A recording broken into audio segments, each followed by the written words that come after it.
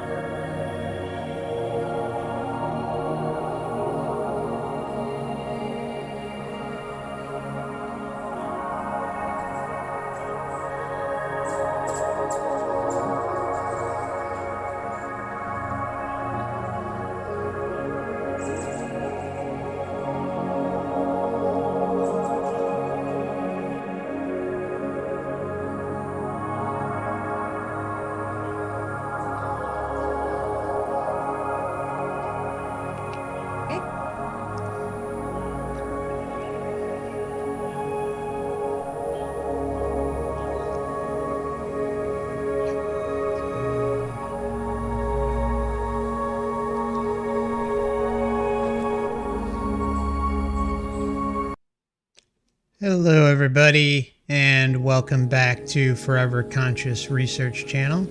Oops, the music's still going. Hello, everyone, and welcome back to Forever Conscious Research Channel. I hope you find yourselves doing well, and happy Saturday to you all. Today, we've got a special guest with us. We're going to be interviewing and talking about Kathy McDaniel's near-death experience. Kathy found herself in a medically induced coma for a period of 3 weeks due to lung failure, and found herself weaving in and out of hell-like realms, but came out the other end finding solace at the light and with her deceased fiance. Kathy, welcome. I'm really happy that you decided to join us today, and thank you. Thank you, Mark. I'm happy to be here. Great, great. So, yeah, I'd like to kind of give you the floor to go over your NDE, and then I've got a few questions, and I know the audience has already submitted some, and maybe there'll be some more throughout the stream if we get some time towards the end. I know you got an appointment, so we'll try to keep things as timely as possible. But yeah, I wanted to give you the floor to just kind of go over what happened in your near-death experience. And so please, whenever you're ready. Okay, well, a little background.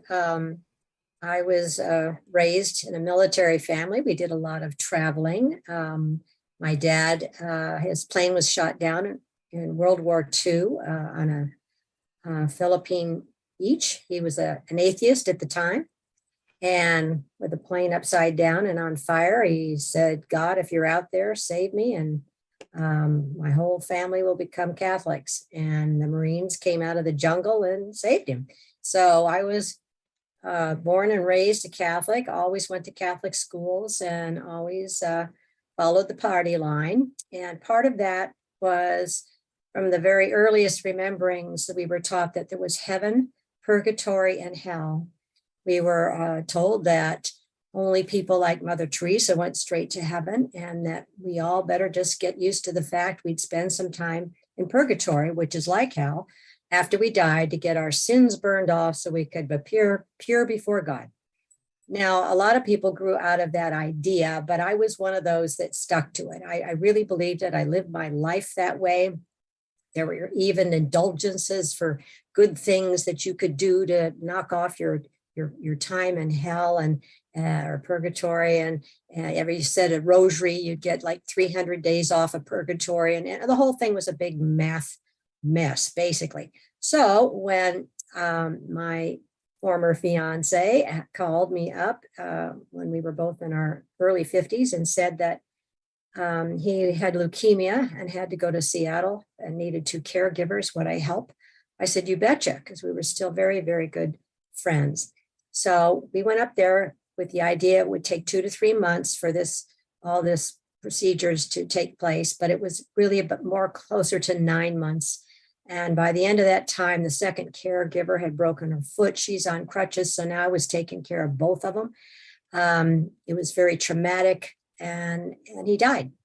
And at the end of that, I was physically, mentally, and a physical wreck of every sort. And a bad flu was going around. I picked it up, and in short order, I got pneumonia. And by the time I got to the hospital in an ambulance with no pulse, they put me into a oxygen tent, for want of a better word. Told me I had about a 38% chance of making it. Called in my family from California and Colorado, and we all thought we've got no choice. We just got to do this. So the doctor, the last thing he said to me is, I'm going to give you an anesthetic called white amnesia, and you will be able to remember nothing from what happens to you once I put this in. And I said, fine, I don't want to remember anything. And so they intubated me and trached me and said, see you later. So I just went to sleep. Well, I don't know when it was, because I was in the coma almost 3 weeks. And at one point they did tell my parents and family that I wasn't going to make it and they needed to say goodbye. So I'm assuming it was somewhere in there that I just woke up. I was conscious, and I had no idea where I was or what was going on. It was totally dark. There was no sound. And I didn't know if I was standing or sitting. I didn't know where I was. I thought all I could do was just kind of wait. So I did. And after a while, I noticed a reddish glow ahead of me. And I thought, oh, well, maybe the sun's coming up and I'll be able to tell where I am. But as it got a little bit lighter, it was really kind of a swirling fog in this reddish glow. And it was getting uncomfortably warm. Something really smelled badly. And I started hearing these shrieks and moans coming from different parts of this cloud. And I thought, oh, good grief, this can't be good. And I was getting tense, and all of a sudden out of this mist came this horrible big booming voice that said, do you know where you are? Oof. And I thought, and I Damn. thought, and I thought, and I thought, all I'm coming up with, I hope I'm wrong. Is it hell? And then the voice came back with this Damn. mean, awful, cruel laugh. Well, it Ugh. freaked me out. So I had no idea what was on either side of me, but I turned to the left and I ran. I thought I could be running into a wall or stepping in a hole. I don't care. I have got to get away. This was a fight or flight situation. I don't blame you. Yeah, Jeez. it was out of nowhere, you're minding your own business. So the first thing you mentioned, it was like scenes. It was like scenes because I would find myself in the darkness and then the light would come up. And the first place I became aware of where I was had, it looked like somebody had dropped an atom bomb on New York City. Mm, Big, tall buildings. Most of them, the windows are blown out. There's fires everywhere. There's chunks of big chunks of concrete with rebar sticking out of them, and fires and people screaming, and just boom, there I am. mm, And I had no idea how I got there, what was going on, but I knew I was standing in a quasi open space and that wasn't safe. So I tucked in between mm. some two big chunks of broken concrete to catch my breath. And Yeah. I'll just jump in here right now. The entire time, up until the last minute that I was in this realm, I thought I was alive. I had no Mm, idea that I was in spirit form or dead. Just none. Your soul is you. That's your personality and whoever you are. But that, and I didn't have really time to stop and sit and think about it. So wow. anyway, Okay. among all this chaos, I thought I saw somebody tucked down behind on I didn't know if that was that a soldier, is that, good person, bad person. I just kind of thought, well, I have nothing. I don't have my purse. I don't have anything. All right. So I yelled out just cautiously, hello, hello over there. Uh, we look to be in sort of a mess here. Do you want to get together? Maybe we could find food, blah, blah, blah. Well, he interrupted me with his mournful voice that said, "We are all alone here." Damn. What the heck? That wasn't a good sign. No. There were some other incidences of, uh, I guess, people that came up later that looked like they were curious about me. They were in hoods and rags and Ah, stuff, and it like looked like, like robes, like but just monk tattered. robes. They Okay. look like lost souls or Okay. something. If you had to think about it, homeless or something. And there was, I don't know, 10 or 15 of them, and they kind of moved slowly toward me to see.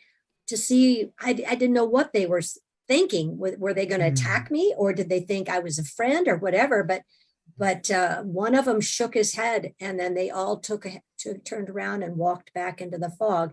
And I thought, well, what was that about?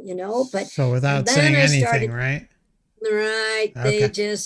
I Observed wasn't you. one of them. Yeah. I wasn't going to hurt them, but I wasn't going to help them. And I didn't look Okay. like that anyway. They left. And then I started hearing this scuttling sound like metal on rocks, scrape, scrape, scrape, scrape, scrape, kind of like that, hurrying, scuttling. And it sounded like a big something. So I tucked back in under the concrete place, and this big, huge shadow went by with this scraping. And I thought, well, good Lord, maybe it's aliens. Something has happened out Mm. there. I just don't know what. That frightened me even worse to think that, that there might be something that would eat me. So I waited till it got by, and then I thought, I'm going to try and get out of here. So I ran scudding between all the rocks and stuff. And I jumped up to get over this fence, and I got to the top and I fell, and I was falling on my back, and I thought, oh, this is going to hurt. And boom, when I hit the ground, it all went dark. And then the lights came up, and I was in a Mm. totally different place. I'm going to jump in here now and say that I've talked to several people and read books about several people who have had the dark experiences. And they actually happen about 1 in 5 times, but nobody likes to talk about them for obvious reasons. So That's, there's, yeah, I agree. nobody likes to say, oh, yeah, I went to hell. Mhm. Because the next question is, what did you do to go to hell, you nice Catholic girl? That, So you that's a just big don't. Or they problem, I say, think. Yeah. well, Yeah. exactly. Or they Yeah. say, it was a dream or it was the drugs. And I say, no, no, no, Ugh. no, no. Yeah, 23 years later, I don't remember what I dreamt last night. This is Yeah. not a dream. This It's happens in another your story. soul. Yeah. It's seared Yeah, into you. Yeah. yeah. Yeah. You don't forget it. I think it's really an injustice to ND research that we're not getting as much on this topic. I mean, I've spoken about it on the channel before. I can't imagine being in your position or someone else's position who has this, and then has a negative NDE, how like NDE, they come back, and then maybe they start to they figure out what happened to them. They understand what a near death experience is. They research it. They find out someone tips them off. And then they kind of just walk into this abyss of everything being love and light. I mean, my heart goes out to you, Kathy, because I couldn't imagine having that type of experience and then kind of, having very little to no resources, with the exception, obviously, I know you run the support group, which is awesome. And, but we definitely need more research into this aspect of things. Yeah, you're right. I just came from a conference, the annual conference in Utah, and it was so synchronistic. I was just unpacked, coming down the elevator. A young man got in. I said, "Are you going to the conference?" And he mumbled, "Yes." And I said, "Did you have an NDE?" And he said, "Yeah." And we're getting out of the elevator. I says, "Was it a good one with angels and puppies and butterflies?" And he goes, "Oh." And I said, "Great." And he Man, said, "Huh?" And I says, "Oh, we're looking for more people like us." And he says, "Oh, you had one too?" We spent a lot of time together, and he was nice. thanking his lucky stars when he left that he had found me Oh, and another couple of people that I introduced him to. Yeah, it's a that's toughie. great. That's great. Yeah, it was It's awesome. great for him. I mean, that's Oh, yeah, thank it'd you. been 2.5 years. He hadn't told anybody. I was Oh, the first person he told. oh, And then by wow. the end of it, he told it 3 or 4 times. And then, what, the horror starts to leak out Mm, because you get it out of, once I don't know, once somebody believes you, it just makes all the difference so in much your easier, psyche. right? I'm telling Yeah. you, it's Mm, a terrible thing. But anyway, what is helpful is to come to some sort of understanding of why this happened. And so in mine, I had many, many, many scenes where one of the first time I saw a demon was the lights came up and all of it in front of me, this great big mm, thing about 7 feet tall, damn. kind of real bulky, and it had a big club and ugly and looked like, I don't know, Bigfoot on a bad day, Oh, and it was just right in front of me. So I just froze and I thought, oh my gosh, now what? And he said, "Do you want to get out of here?" In English. And I thought, huh? I said, yes. And he said, okay, I've got a job for you.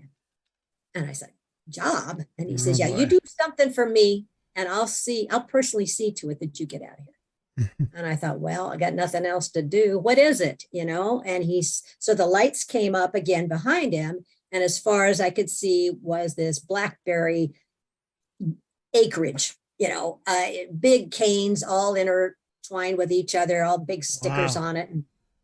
And being in Washington, where I am, I've, lived several places here. And boy, you move into a house with these blackberries, and it's going to take you couple of years at cutting them every 6 inches and putting them in plastic bags with heavy gloves on to get rid of them. So Damn. I thought, oh wow. And he says, yeah, well, you cut this field down for me, and I'll see you get out of here.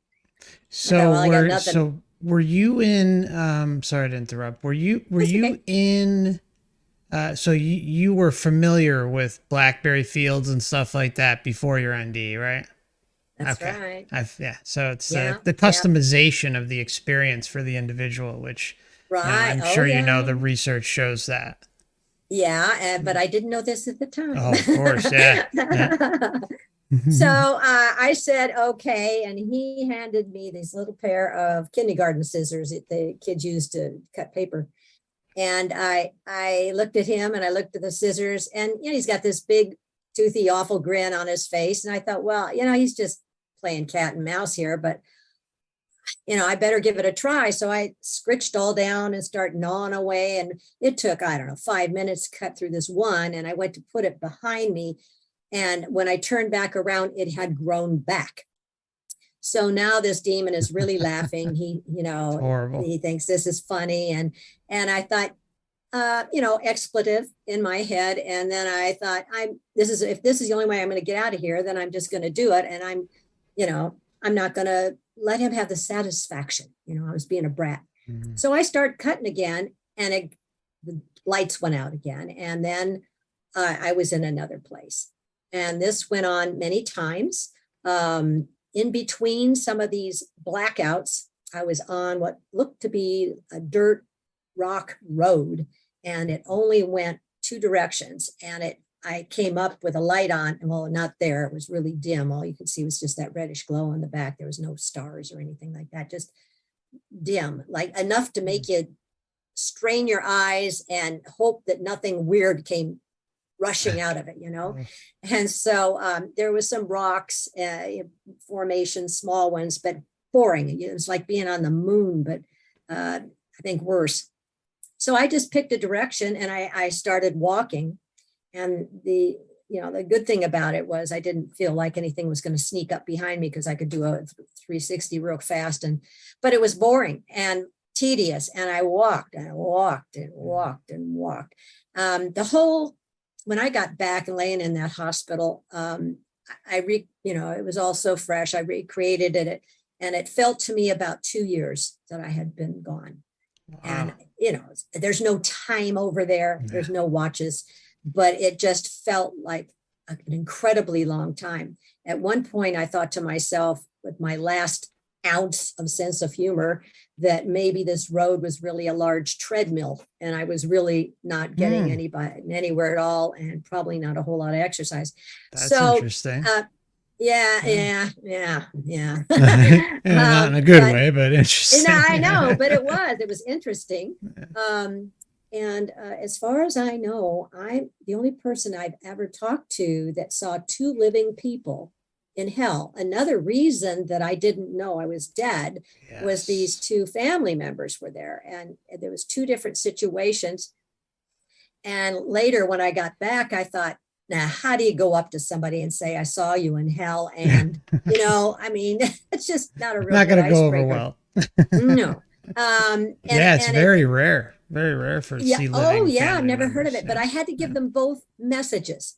When I came back, it was very obvious. I had to tell them whether they liked it or not. And one person was very upset with me with what I suggested she have to do to change her life for the better.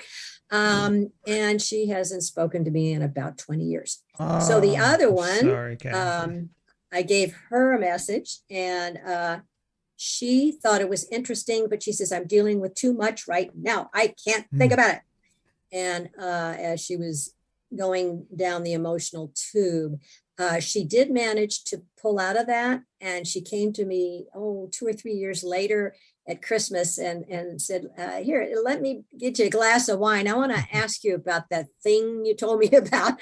And I did. And she says, well, that was spot on metaphor for what I was going through. Wow. And, the fact that you told me that, and it felt like I was being in hell this whole relationship. And once I got out of it, my life is just so much better. So she said, thanks for having the guts to tell me. So you were talking to her. Did you kind of warn her about the relationship she was in, I assume? Wow. Yeah. Wow. I said, this is deadly. This is what's going on. I see really bad stuff here. And she was just hanging on by fingernails. And it was very fortuitous that she did get out. Okay. She's very happy now. She's remarried and super happy. That's good. So that was something good that came out of it. Some of the other, the worst one was Uh, on the road, I felt like I'd been years, walking and doing all these other side trips. And I came on to what looked like a group of people. It felt like a city, a small town, actually, with people wandering back and forth in front of the path that I was on. And as I got a little closer, watched too many zombie movies, they appeared to be zombies, in ratty clothes, limping, dragging feet, muttering, snarling, that sort of thing. Probably about 20 of them, looked like maybe men and women. And I had to go through that group to get on the other side of the road. I was getting really tired and really discouraged. They had told me, you will despair. You will give up. You will just stay here. Cave. And I kept saying, no, I won't. I know I'll get out. If I can just hang in there, I will get out. That's that whole misfit in hell thing for the first part of my book title. I love it. Asserting your authority. I was bucking them, man. I just really was. So when this crowd, I thought, well, if I could just pretend to be like them and just kind of slow down, keep my eyes down, shuffle the feet a little bit, make a moan, I could get my way through. Well, that didn't happen. They must have smelled fear. I don't know. But the ones with dresses and things on their head moved to the outside, and the guys stayed right in the middle of the road. And as I tried to walk through, one of them came up and punched me in the chest with his hand and knocked me over. And then they jumped on me and did terrible things that men often do in a situation like that. And it was so awful. And I was screaming and scratching. And anyway, so when they finally backed off, one of them leaned over and I remember the skin was falling off his cheek.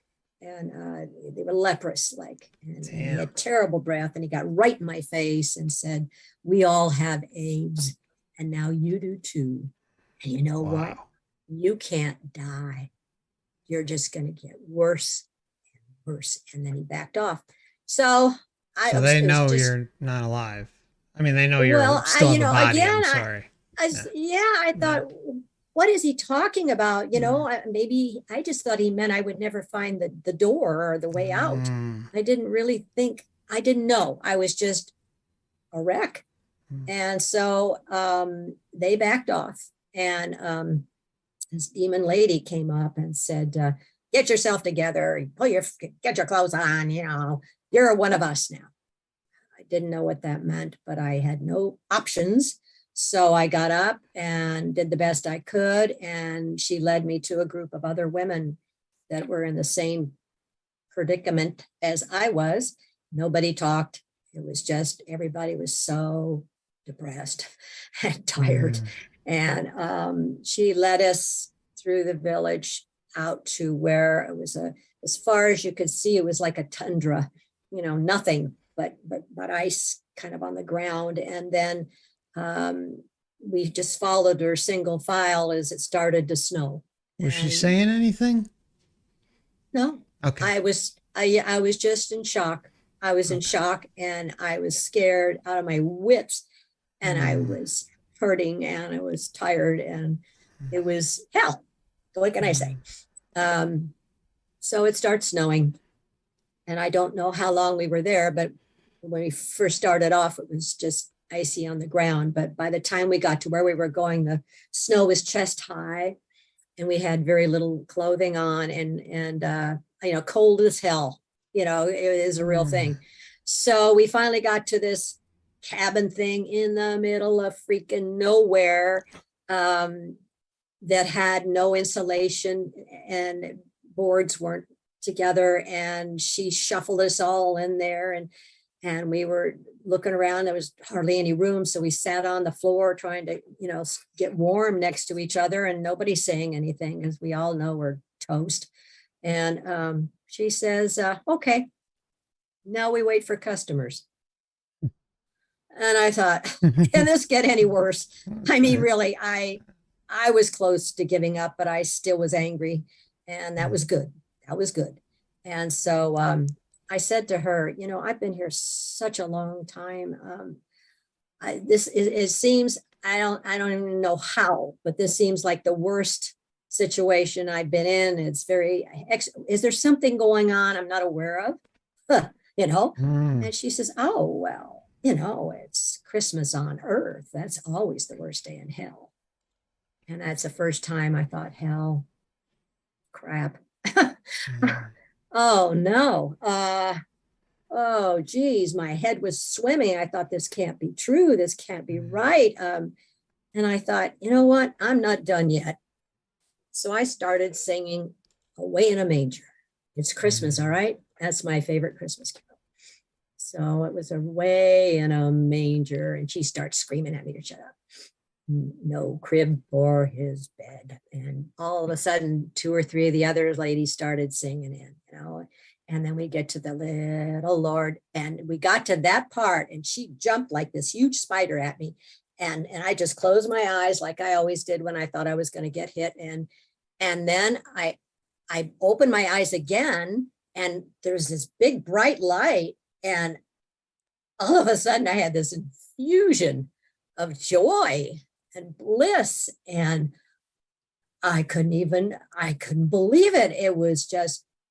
It felt like every molecule of me was just sopping with love. And it's heaven, man. There's no other description for it. There was nothing to think about. It was just this intense joy. And I thought, oh, this works. This is great. And as I kind of settled down, and the bright light started to kind of focus into what looked like a big room, and it's all white though. And I know I saw out of the corner of my eye like an architect's table. It seemed out of place, and a big, huge book that was open about halfway. And I thought, I remember looking at that. What was that about? And then I looked up, and there's my, best friend who had died the month before. And he had died of leukemia. So his hair had fallen out. His face is all purpled and bruised. He, his one eye was all infected and swollen, and he looked great. Yeah. And I blinked a couple of times, and I thought, and he doesn't have gray hair anymore. He's got brown. He's happy. He's wearing a sweater I gave him for a present. And he's looking at me like I know something you don't know. We used to play tricks on each other. And I thought, you know what? He doesn't know he's dead, And I thought that in my head. And he really started laughing. And I thought, now this was your funny. Deceased fiance, right? Ex-fiance. Oh, ex-fiance. Okay. Okay. Yeah, we knew each other for about 15 years, and we were engaged 7 of it, Okay. But we had gone our ways. He was on the East Coast. I was on the West Coast. We were still very close enough that I would give my life for him, and I did. So there he was, and he read my mind, and I thought, oh my gosh, if he is dead, I'm dead. And this is like the best news ever. I'm in heaven.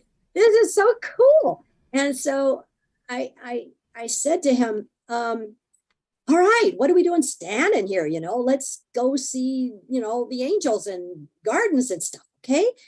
And he kind of shook his head and came a little closer, not so close that I couldn't touch him.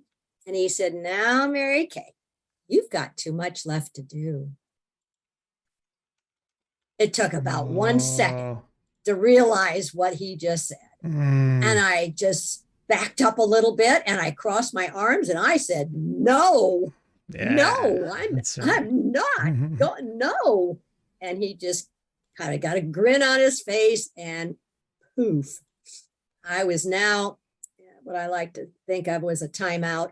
I was so angry that I was like in this field, and I had to go down this stream, follow this little stream about 1.5 inches with water. It was lovely, Can we just pause for a minute? Just want to rewind, because I remember hearing you kind of mention that when the book opened, like you were kind of telling him, no, I I can't do that anymore. I can't do that.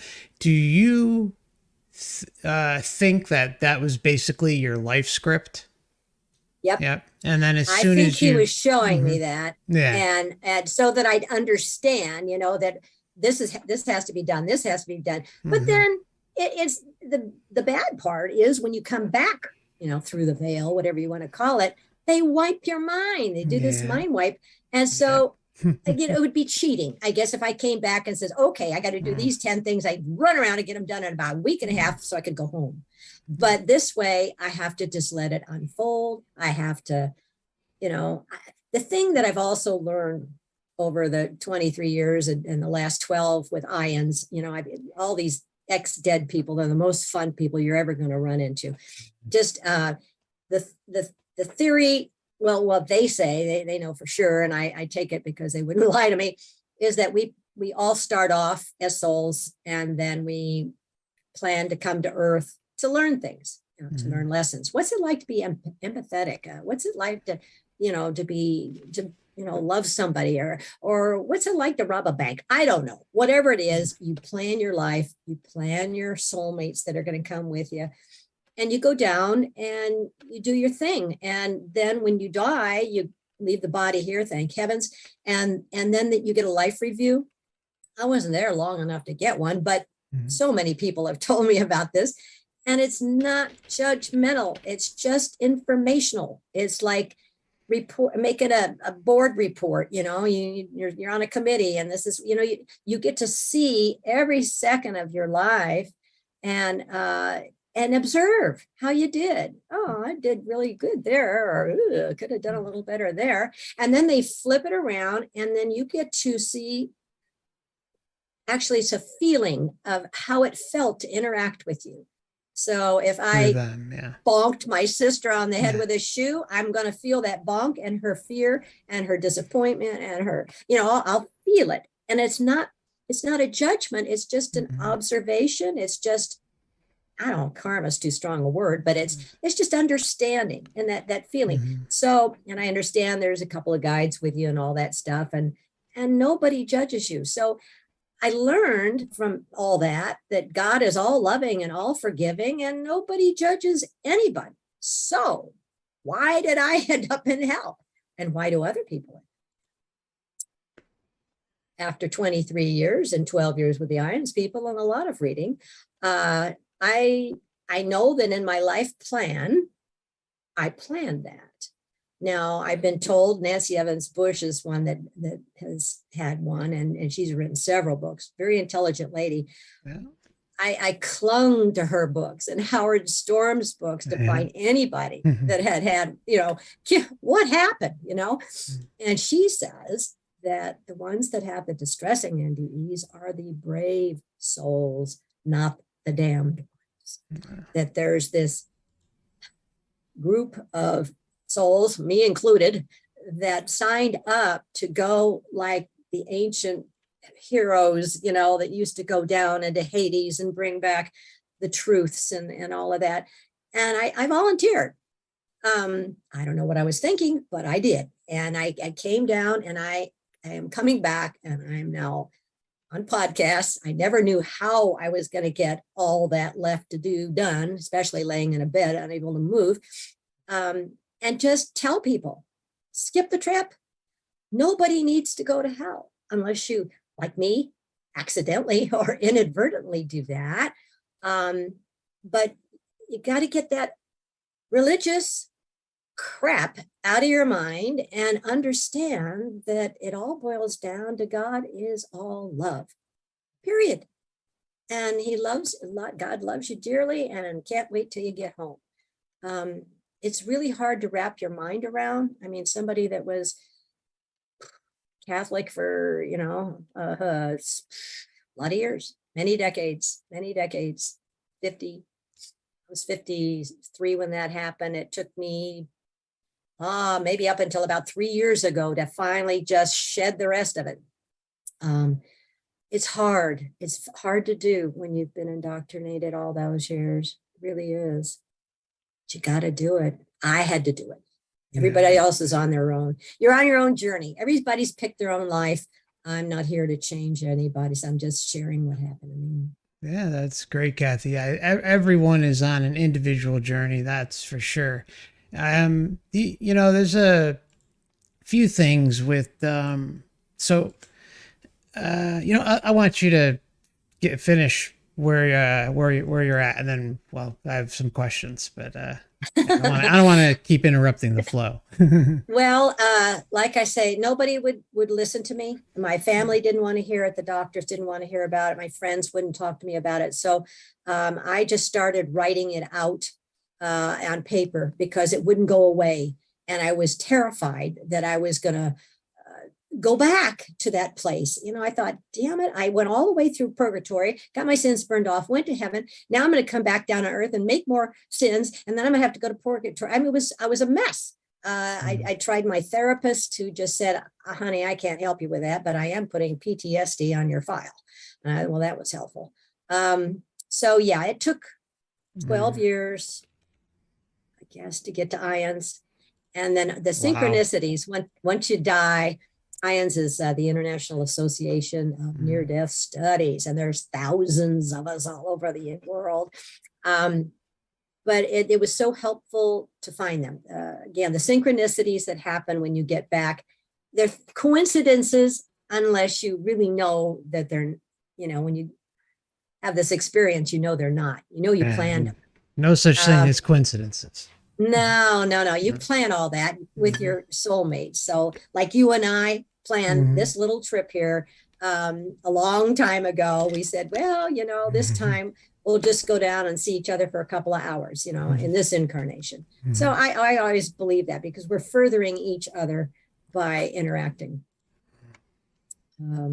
So lots of synchronicities, and the voice is kind of I used to consider my conscience, or maybe my guardian angel, but it's very loud now about telling me, suggesting that I go certain ways or not go certain ways.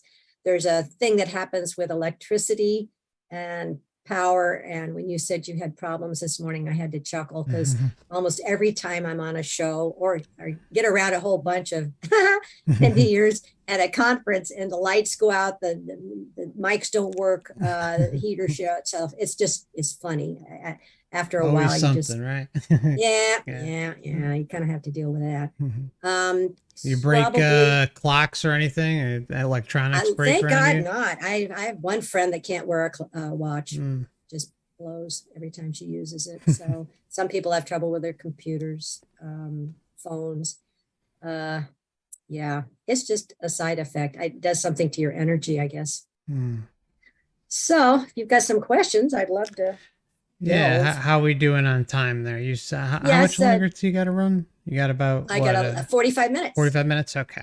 Yeah, all right. That should be fun. Great. Thank you, Kathy. Okay. Sure. So I wanted to, because the nature of part of your experience in the hell realms, I wanted to just make you aware of someone I ran across. You may have already heard his experience. Are you familiar with Robert Mobley, Mobley? Don't think so. Okay, I will send you his video. I did cool commentary on it, but I'll also send you the source videos.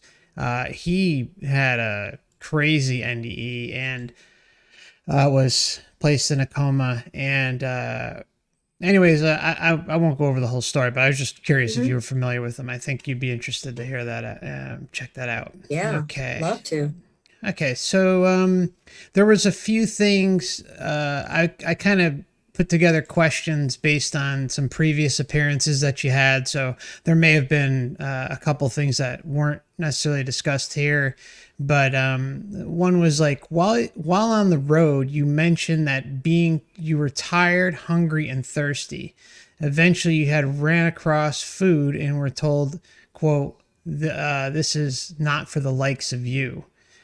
It was for the important people. That was one of my relatives. Yeah, and that was the person that was alive, right?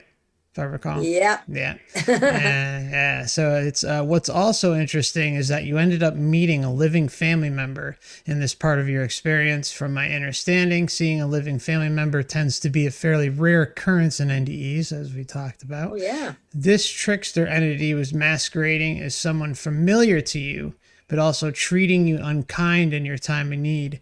Are there any further conversations you had with this trickster? And is there anything else you can tell us about the old man? Perhaps what he looked like or what he was wearing. Was he familiar at all to you? I'm not sure about old man. There was a man sitting on the other side of the road. Okay. And it wasn't a trickster. Right? Okay. It wasn't a trickster. Okay. Since my whole hell experience was manifested by me. There is no hell that I'm aware of. I manifested that because I believed that would happen to me, and it did. And then that was part of what I probably chose to do, is to be able to come back and tell people it's not real and don't manifest it. It's not going to happen unless you want it to, or you think it will happen. So this person that was in, the man was on one side of the road. That was her husband. And then she was on the other side of the road cooking, because he had her doing a lot of entertaining so he could get promoted and all of that stuff, using her for that. So this whole thing was a metaphor.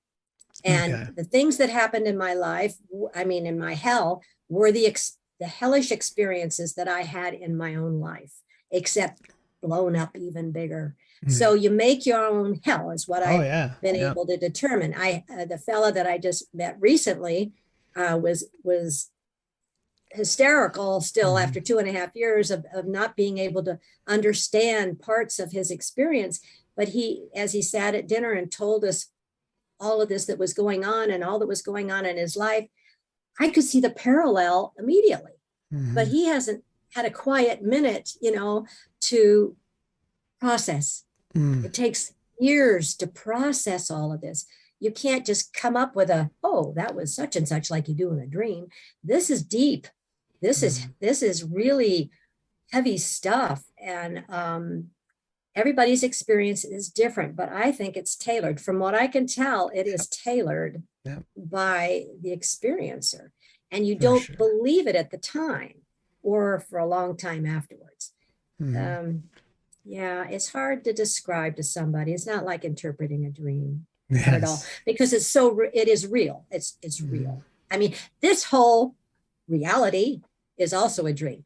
A lot of people don't understand that. We're all just under the same delusion down here, and that's cool, but heaven is real, but my hell and this reality are. So can I ask, since everything, I think we can agree that, it's customized to the individual, just like what you experienced. So if it's customized to hell, then it's customized to heaven as well. So who's to say?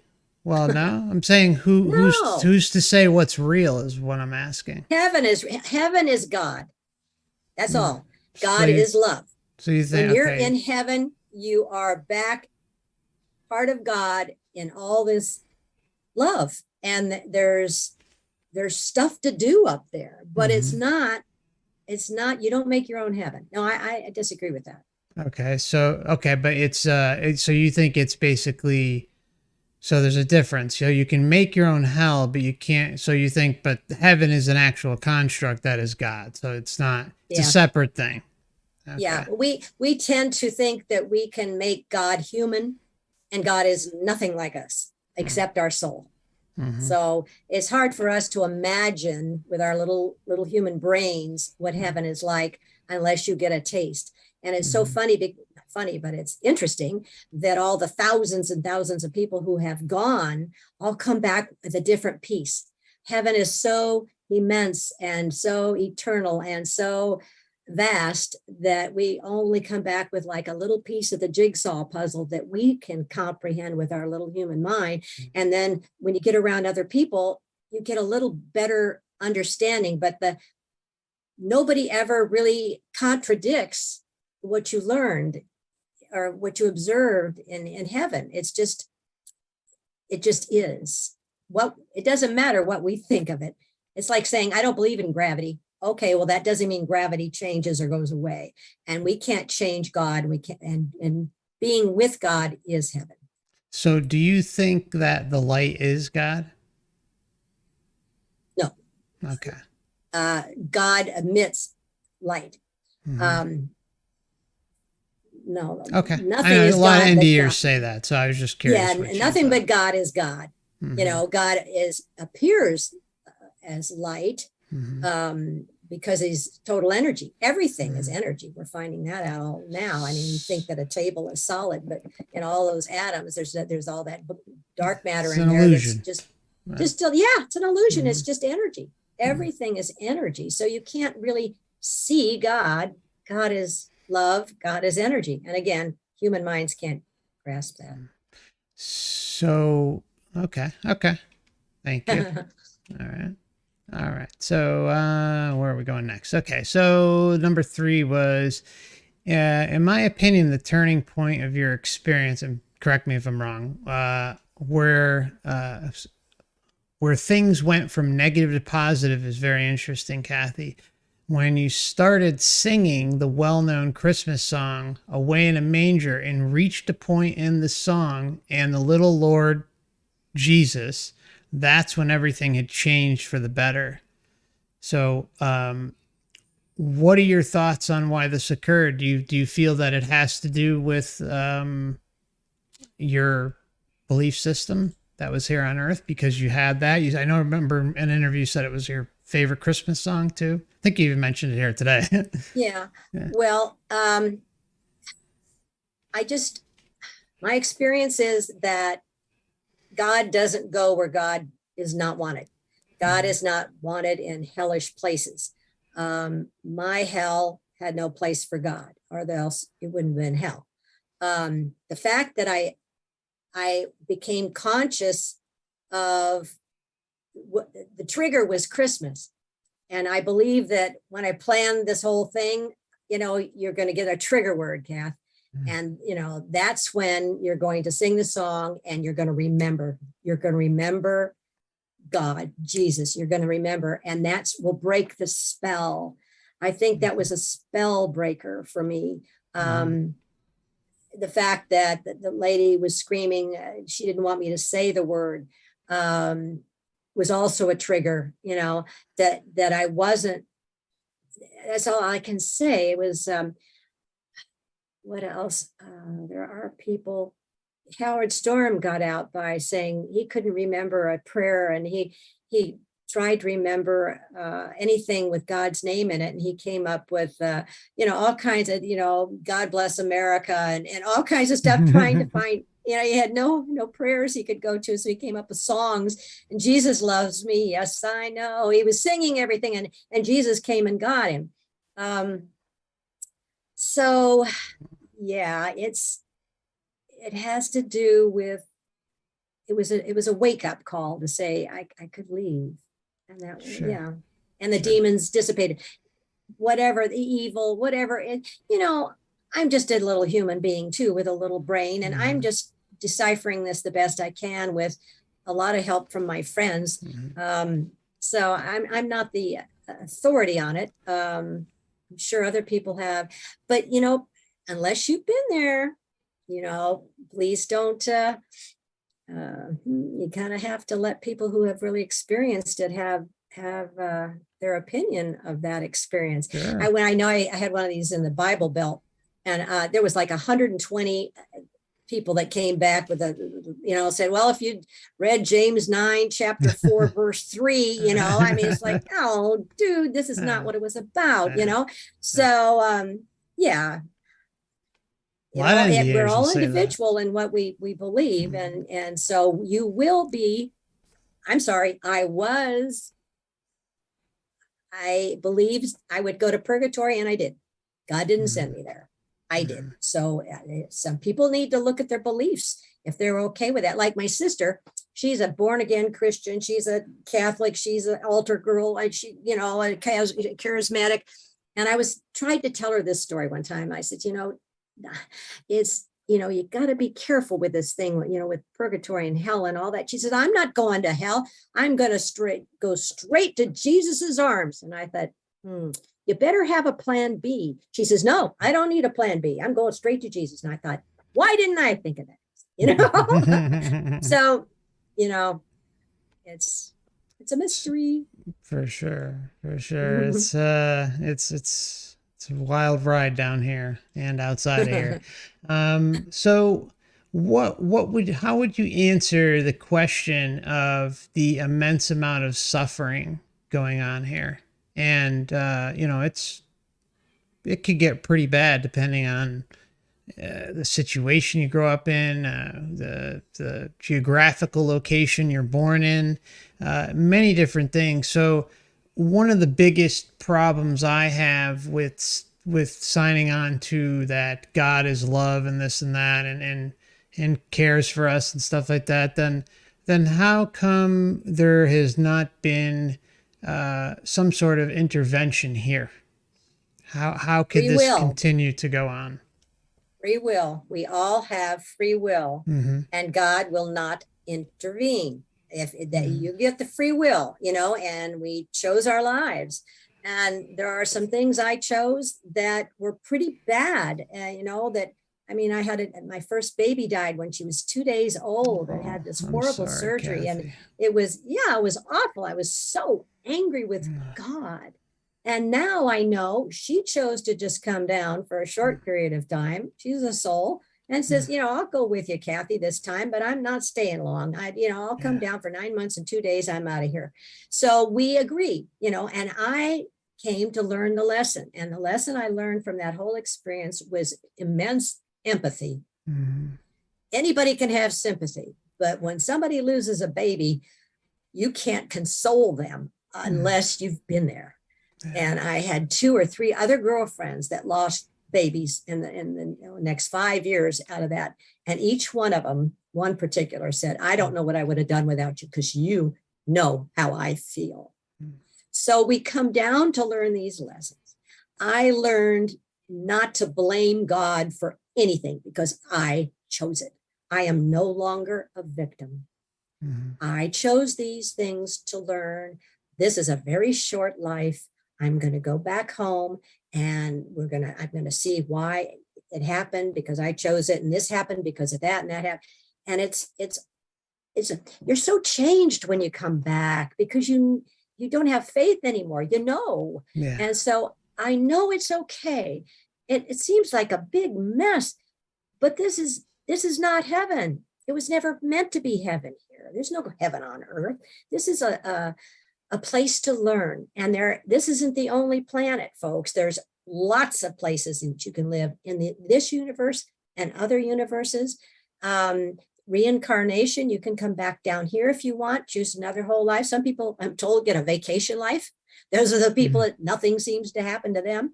I don't think you get those very often.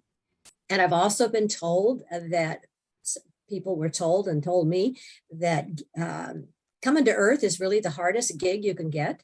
This is the toughest spot you can ever go in all the galaxies.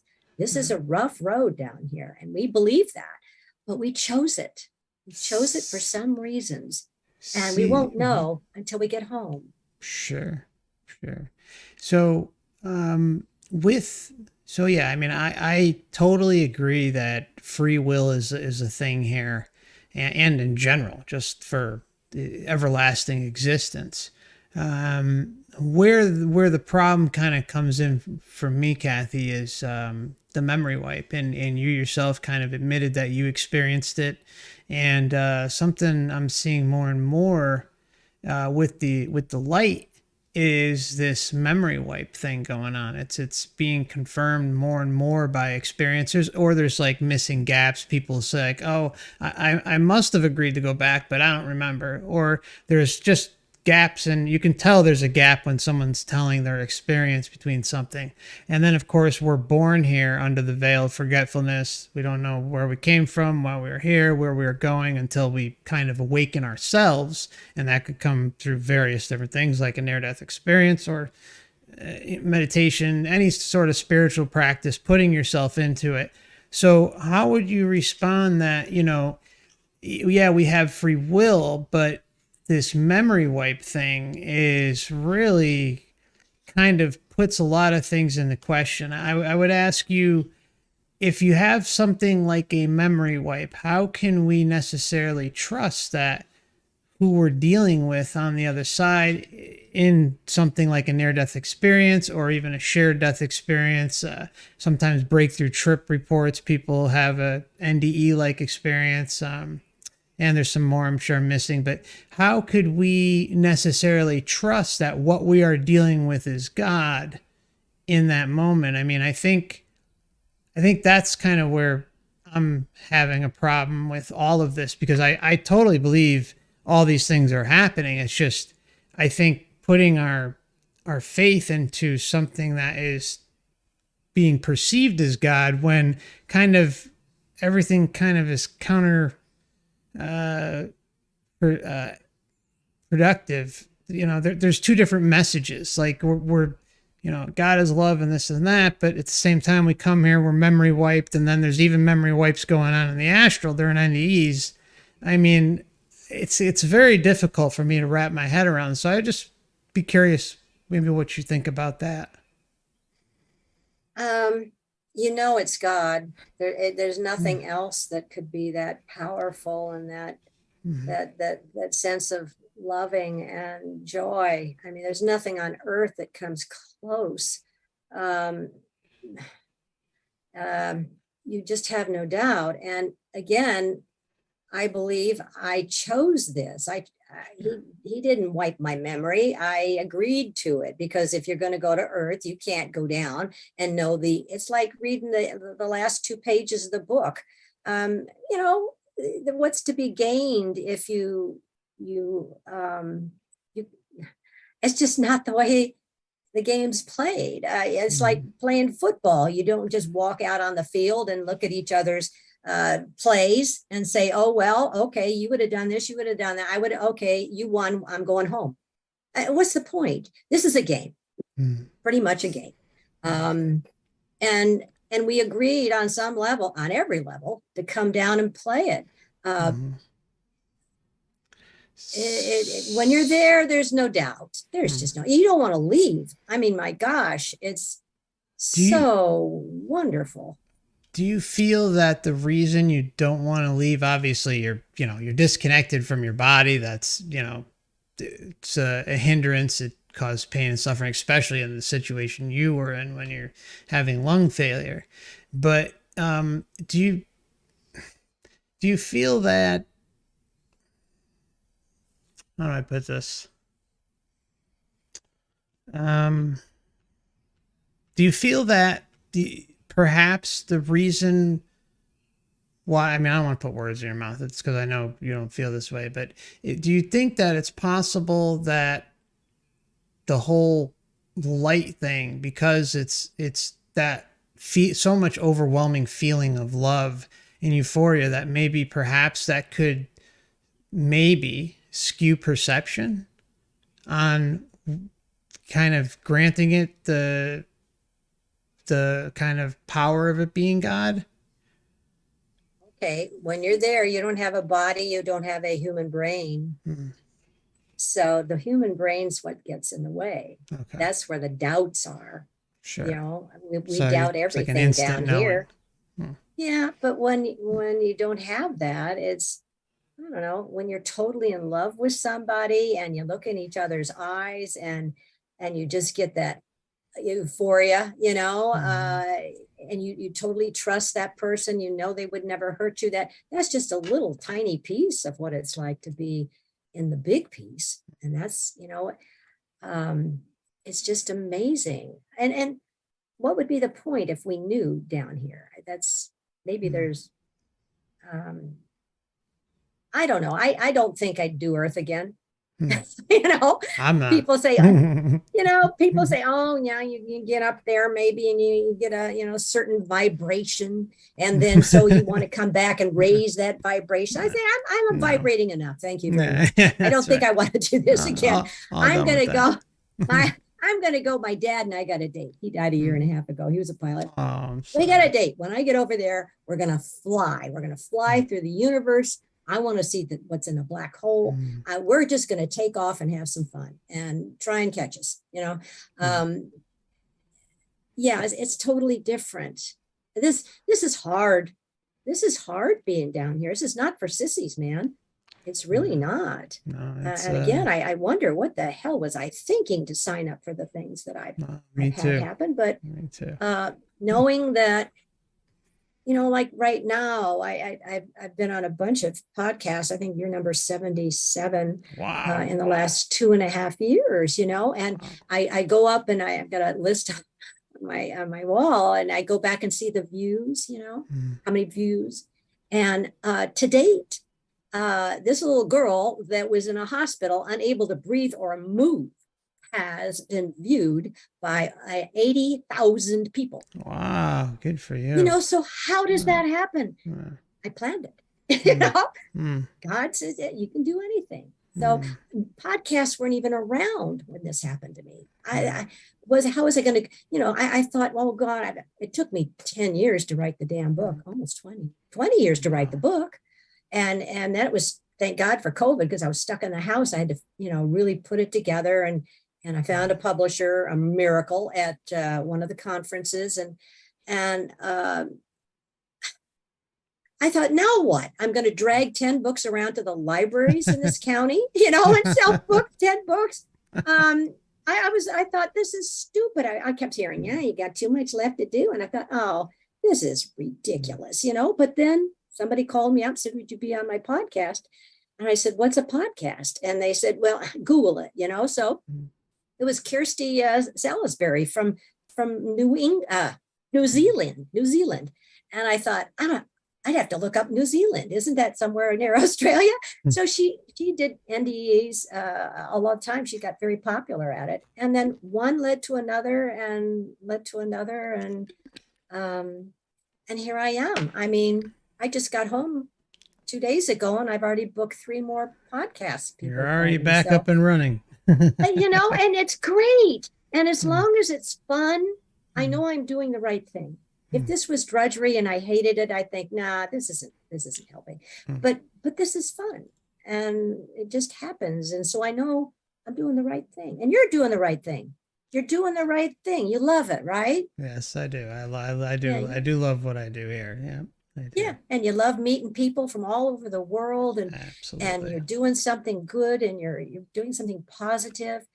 Yeah, that's what we signed up for. Kathy. Yeah. All right. So let me see where we left off here. Okay. All right. So let's see. Okay, when you were with your deceased ex-fiance, you mentioned that you felt that he didn't know he was dead. Do you recall what made you think that at the time? Well, he was standing there, laughing. And the last time I saw him, he was dying this horrible death. Yeah. And he was so alive, and he was wearing clothes and stuff. And I thought, well, what's wrong with this picture? Poor thing. He's, hate to be the one to tell him, but you're dead, bud. And the trick's on you, Kathy. You're dead too, So yeah, that's how real it all is. It's all real. So this one might be a little different, but it's just a few sentences. So the question is, do you feel that who you met was actually your deceased husband? The reason I ask is because just prior to seeing him, you had just come from these hell-like realms where you were, being deceived. But it did seem whenever you stood up for yourself by using, I guess you can call it your intention, that the environment would change despite the harassment continuing on. One of the things that concerns me at the light, besides the memory wipe and euphoric rush of love, which in my opinion is the equivalent of being drugged, is that perhaps the beings we think we are seeing are not in fact them at all, but possibly multiple things. It could be our interpretation of them. Oftentimes they seem to like what happened with you. Like they're very they look amazing. They're incredibly vibrant and in amazing shape compared to obviously when they had left Earth. So I guess would you say that you feel confident that you were actually dealing with him in that moment? It's kind of like the same answer I have for people who say they're atheists and when they die, there'll be nothing. Hmm. You just kind of have to wait. It's going to be a nice surprise, and you won't have any doubts because you won't have your human brain anymore, and you'll just see the truth. And it doesn't translate well here. Oh yeah, the lost in translation thing. Yeah, it often can't be described because it's such a Right. mind-blowing experience. Yeah. So yeah, I was just curious. Yeah. Okay. Okay. Okay, so this is kind of the last one on my end. Then there's a few audience questions too. I heard you mention that, quote, they have more power than you do over there, end quote. Perhaps this is true, but I feel that it is because we are the ones agreeing to entertain the perceived powers and illusions of these, I guess you can call them power brokers or God or creator. For instance, when your deceased ex-fiance had provided that flash in your mind and then the architect's table appeared against the wall with the book, it was something I feel any of us would have naturally been curious about. But at the same time, that intention to interact with the book and your deceased ex-fiance is likely what ended up sending you back. Do you think that would be the case? No, No? I Okay. didn't finish what I had to do. That's why I had to go back. And I think that he was showing me why and showing me what I had to do. And that happens to a lot of people. Okay. Yep. And then they're back in this body with a brain and can't hold all that information. And that, like I said, that'd be cheating. We signed up for it, and it'll unfold. We've got to have faith in ourselves that it's all going to be good. It's all going to work out as I planned it. And yeah, I don't worry about that anymore. I get, kind of upset. My son and his wife and my only grandchild live in Southern California. There was a big fire down there, and he called me out and says, "Oh my gosh, they're getting ready to tell us to evacuate. We put things in the motorhome and we'll be heading out." And I could have completely freaked, but I didn't. I thought, okay, well, they planned this interesting little interlude, and I'm sure it'll work out the way it's supposed to. And it doesn't mean that I love them, and I asked my deceased father and my deceased ex-fiance, who my grandson was named after, to hang out and give them courage and maybe keep them on their toes so that they can get through it and then let it go. That's such a much easier, less stressful way to live. And he called me later, said, "Mom, not only did they call off the alert, we didn't have to leave, but it's raining." And I thought, okay, see, I could have made myself crazy over that. But Yes. it's this knowing and letting go makes your life a lot less stressful. Like that. Okay, so question from S. Hold on, maybe. Okay, so Johnny B had asked, she can feel pain in this realm. He's asking, are you physical on the other side? I guess, do you see That's a really good question. I had a lot of people ask me things like, didn't you look down and see that you didn't have any feet or something? Or didn't you do this or that? Well, there's no mirrors. And I never thought I was dead. And I was moving and walking, and as far as the eating and being hungry and smelling things and feeling the pain, I really was concerned about that. For the longest time, I thought, well, how does that and make sense at all? But then I read a book by Roland, or I can never say his name, Morello, I think it is. And in it, he was talking about World War II, and there was a priest that was helping some of the Polish people get over the border, and they finally figured out that he was the one that was helping. And so 2 SS guys showed up at his church, and they said, "Okay, Father, we know you're doing it. We haven't caught you yet, but we know that you're helping these people. So not today, but sometime, and we're not telling you when, we're going to show up. We're going to drag you down to headquarters. We're going to pull out each of your fingernails one at a time. We're going to break off your teeth. We're going to stick, fiery things up where they shouldn't be and torture you like unbelievable, but not today." Now, you don't think he was feeling a little bit fearful, and his fingernails started to hurt. And the other way I explain it is like in school, when you're a little kid and there's this bully that always comes around and punches people in the nose. And all of a sudden, here you are in 4th grade and this guy's heading for you. And he goes up and he punches you in the face and he stops 1 inch short of your nose.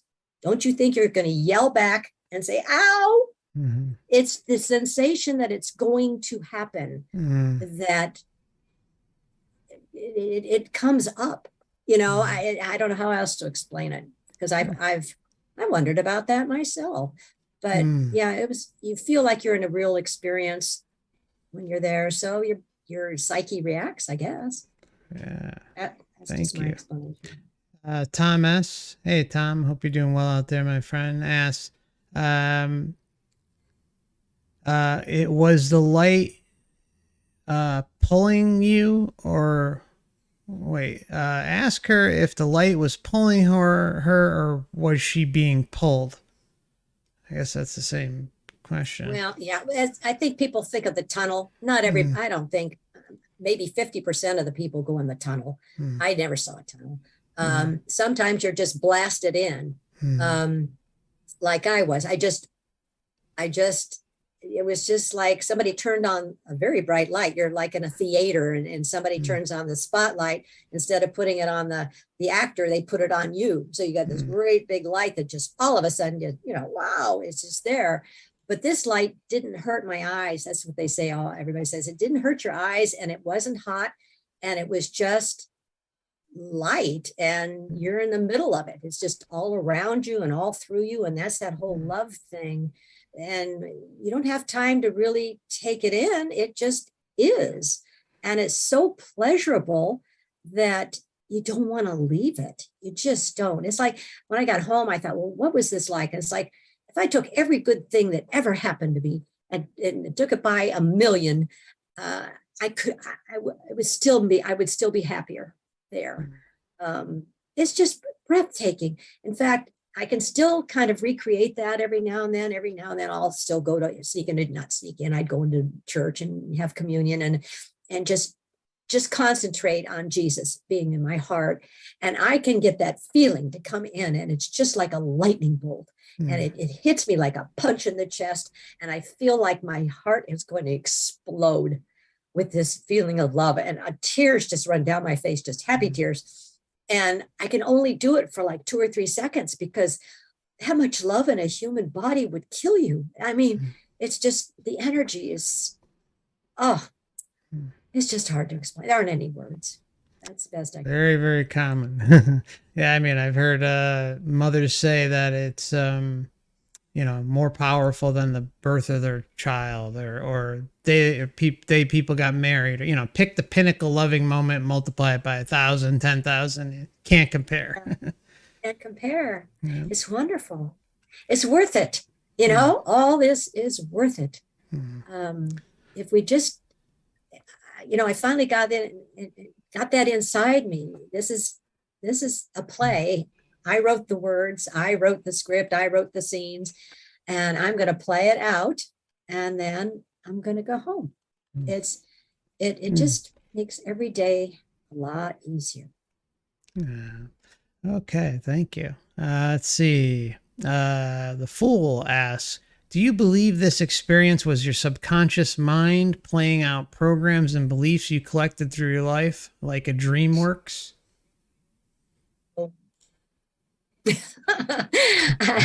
No, it was Okay. real. It was a manifestation. The hell was a manifestation. The rest was real.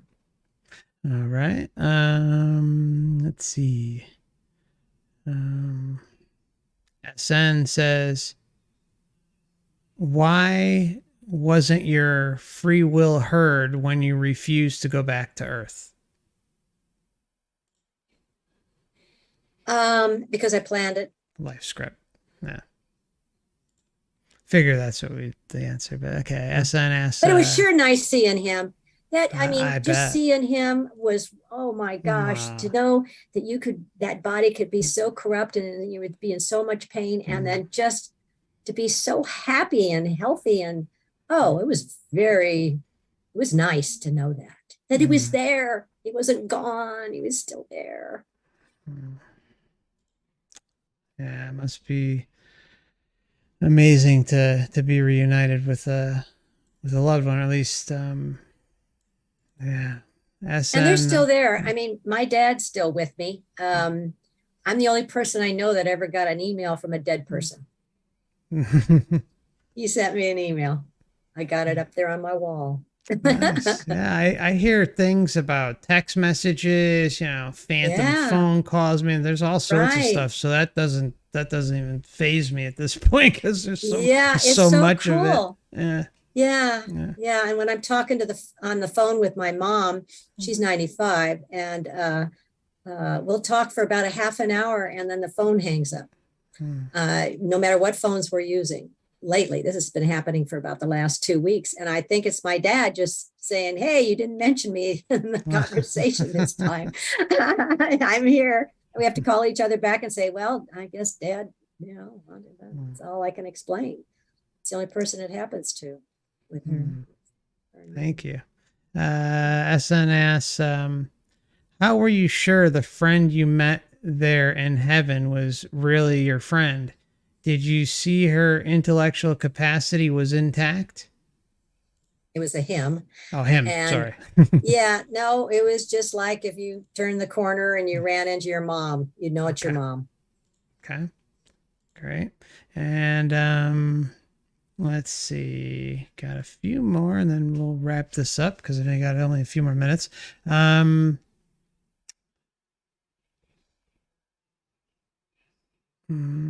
Okay, someone asked with animals, IP13 asked, did you see any animals?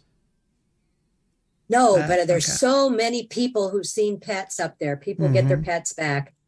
Dogs, cats, birds, whatever. And there's supposed to be a lot of wonderful, creatures up there, and wonderful creatures we never even imagined. But it's it's limitless up there. Did you happen to see, I mean, actually, I know you went to like this, I guess the in-between, the waiting area, so to say, with the meadow and the water. When you were going back down, did you happen to see any sort of souls coming and going at all? No, but I talked to 3 ladies that looked real to me. Okay. They each spoke with kind of a Norwegian or Swedish accent.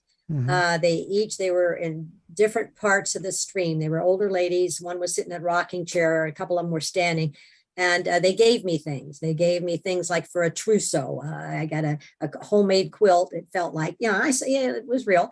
And like a nightie that had lace all over it and all that. I was totally confused. I had no idea. And the last lady said, "I'm going to give you this note. You have to give it to Ron, a guy that I had been dating. We had broken up just before. He's the guy that got me to the hospital. Else I would have died." We were breaking up, and I didn't expect. So I guess he was there every single day. I was in the hospital, and they wouldn't let me go home. I had to go home with somebody because I was so frail.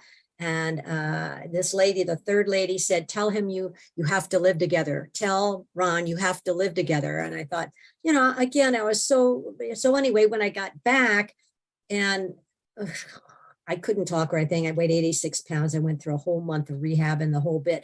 But finally, I said to him, this lady told me we have to live together. And he says, well, I'm Lutheran. I can't live with somebody. We'll have to get married. And I said, getting married, I can move. So he asked me to marry him there in the hospital. And I was I was still, before I went to, anyway, that was weird, but we stayed together quite a while. I mean, he took really good care of me. That's great. But they said he would, Wow. It was weird. I couldn't have made that one up. No, that's great to hear that you had support when you came back. That's really important. Okay.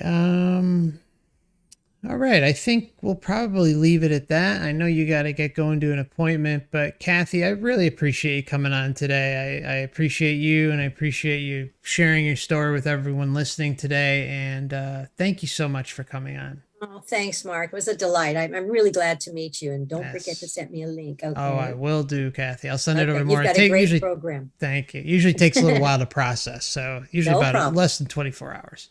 Okay, Kathy. All right, I'm going to wrap things up over here with the audience, and I'll shoot you an email tomorrow. Bye. Thank you, Kathy. Take care. Okay, everybody. So I hope you enjoyed today's interview. We got to sit down with Kathy McDaniel and go over her near-death experience. I know many of our views are different, and that's okay. The important thing is that we have the opportunity to speak with as many as possible, whenever possible, and getting down to everything takes going through experiencer cases and digging and having some of your own experiences, which could be achieved in various ways, but we're not going to go down that whole list. But I think it was great to be able to have someone willing to come on and talk openly, even though we have these varying different opinions. In the same breath, I'd like to stress the importance about my opinion with everything, and that is that I think everyone should play it safe. I don't think anyone should believe that we're dealing with whoever out there, because I think once we put a label on something and assume it to be God or Jesus or Buddha or Muhammad, or even our deceased pets, loved ones, archetypes, deities, all this stuff, I think that's when we kind of can get into trouble. And my kind of whole motto, so to say, or my plan at the time of natural death and, every day, is that, I strive through non-interference, sovereignty, liberation, and creating your own void-like realm that is impenetrable of being infiltrated. And the reason why I think that's important, because yes, as we talked about with Kathy, the life script is a very real thing. As we talked with Kathy, the memory wipe is a very real thing. And because of the memory wipe, and because of how quick all of this stuff unfolds at the time of death or during an experience, it really doesn't give us time to, even though, time doesn't exist. But the point is it's very quick. And even on deathbed visions and visitation accounts, it's kind of the same structure. And they're trying to help people cross over to the light.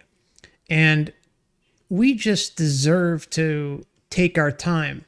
If the light is God, if all this stuff is true, then it could wait. That's kind of how I look at it. It's like, why should we take risks? You know, I think we should all just stand in sovereignty, liberation, non-interference, and then see what happens. That's it. I mean, that's really the crux of my message, just to play it safe, just to make sure that, you know, you're doing what you need to do for you. And you deserve that. Everyone deserves that. And then we'll see what happens, right? Nobody knows, but I really appreciate Kathy coming on today, and glad we got to speak with her. So what I'll do is, any of you guys, I haven't had a chance to look much at all at chat today. I've been concentrating on the interview, obviously, but let me see. Just gonna shut off the camera for a brief moment, but if you guys got anything in chat you want to say, feel free. I'll take a look at what you guys been going on about. Hey, PKOSB, Boopster, Zane, Carl, Peter, Alice in Wonderland, The Fool, 37s, George Miller. Hope everyone's doing well out there. Anyone else that I might have missed? Oh, PKSB, I wanted to give you a big thank you. I think you just renewed your membership, and you've been a member for 1 year. I appreciate you. Thank you so much for your support, sister. Okay. Caracam, hello, hello. Conscious Soul, good to see you. Thanks for your help tonight, Cam. And Jimmy, hope Jimmy's doing well. I know I saw him in the chatter. Oh, there he is. Yeah. Jimmy, why don't you pop up your music channel in case anyone wants to sign up. Hey, Harold, good to see you. Welcome, brother.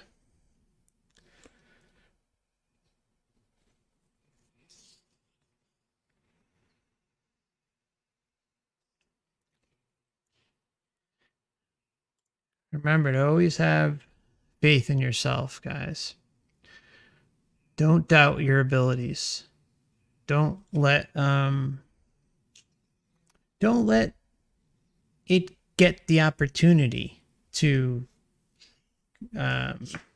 control you. This realm. It doesn't deserve it. And outside of here, you are you are your own maker, so to say. There's no reason to have to answer to anything, and do your own thing, and never doubt yourself. Never doubt yourself. I think that the moment we start doubting ourselves is when the doors can open. I think, I mean, I would think that if your intentions are pure, like, you're not worried about pleasing God or pleasing this one or any of these things, and just concerned about your own well-being, and that your intention is pure and unrelenting, I think everything will be fine. But at the same time, you got to believe in yourself. Believe in yourself. That's the most important thing. Because if you don't believe it and have it in the depths within you, then I think, it could possibly present a problem. I hope that's not the case, but, better be safe than sorry on all accounts. Okay. Hey, Super Unknown, good to see you. Bit of Venom, hey.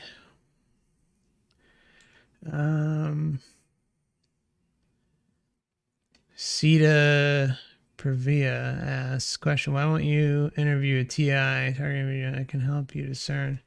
I've gone through a lot of that stuff in the past. I mean, I don't know.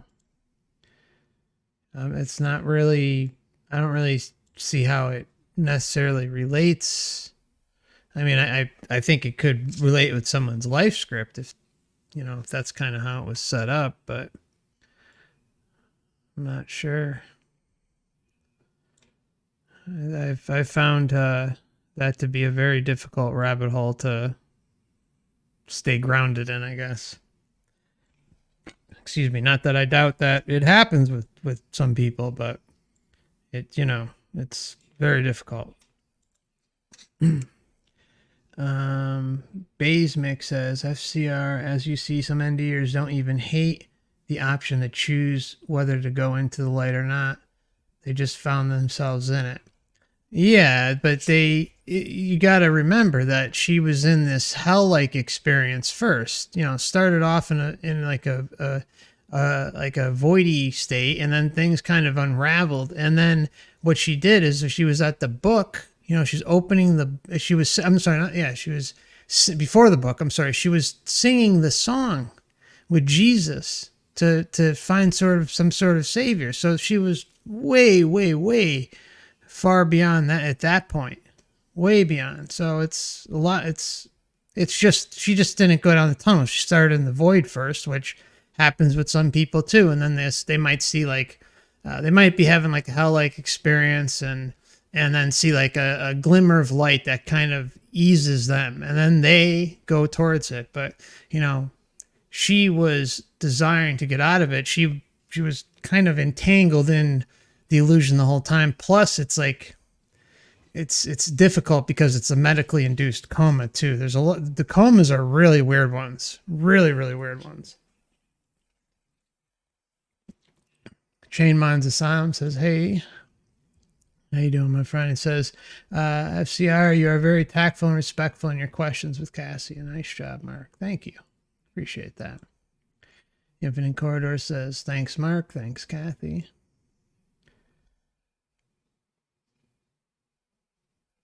Okay.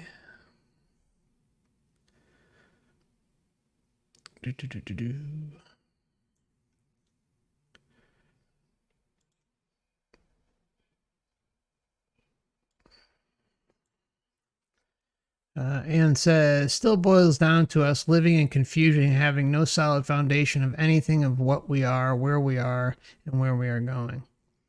Yeah, I mean, that's what the veil of forgetfulness does, right? It purposely prevents us from finding that. And it continues on and on until we take control of ourselves. And I really seriously feel that it can't be better played than through non-interference, sovereignty, liberation, create your own realm. The whole spiel. I say it every video, but I think it's the most important thing to look at. The Fool says, "Empower yourselves. Don't be a victim." Nobody's a victim here. At least I'm not. The whole point of learning this material is about self-empowerment. That's the whole ball game. It's it's a difficult truth, but once you get past it, it's reluctant acceptance. It has nothing to do with victim. It just has to do with what is. That's the biggest thing. And yeah, so definitely don't feel like a victim. Try to live your life as best as possible, and remember, it's your last time. Have fun. Live your best life. That's right. You're the master of your domain. Absolutely.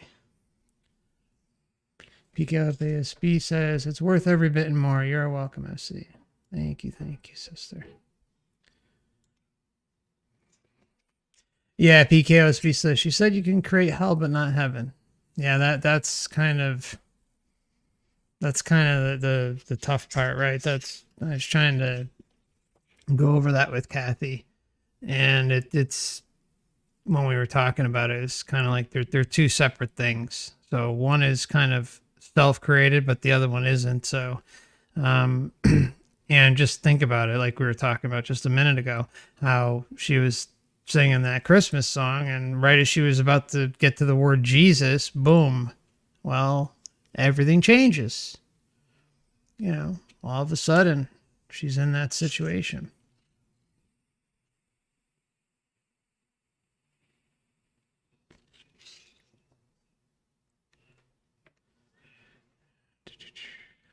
Super Unknown says, "Mind wipe is red flag." Absolutely. The biggest red flag of them all.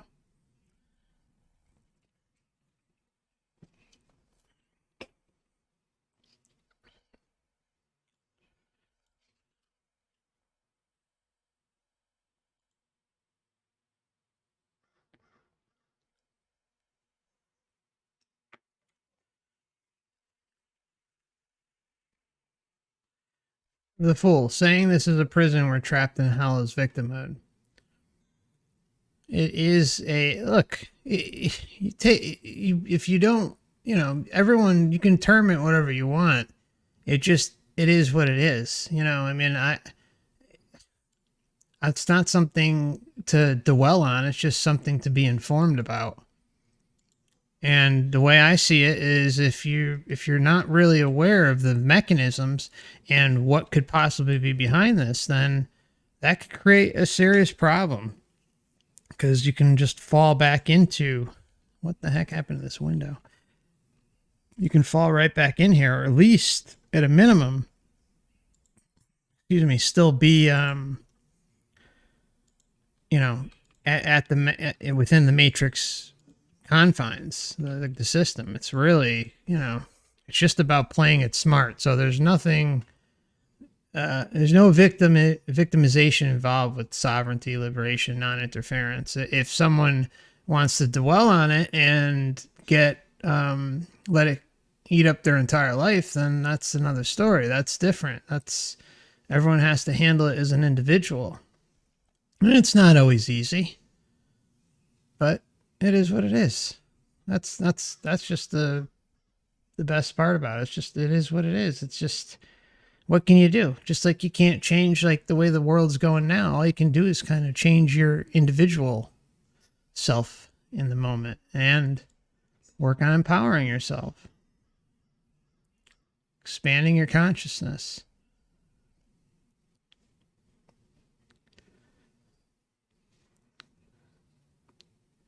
So I think some people think that this is negative just because of like the labels put on it. But, the only way to kind of express what's going on is by using the labels. Like, it's just the best way to kind of get people to see it, or like for what they're searching.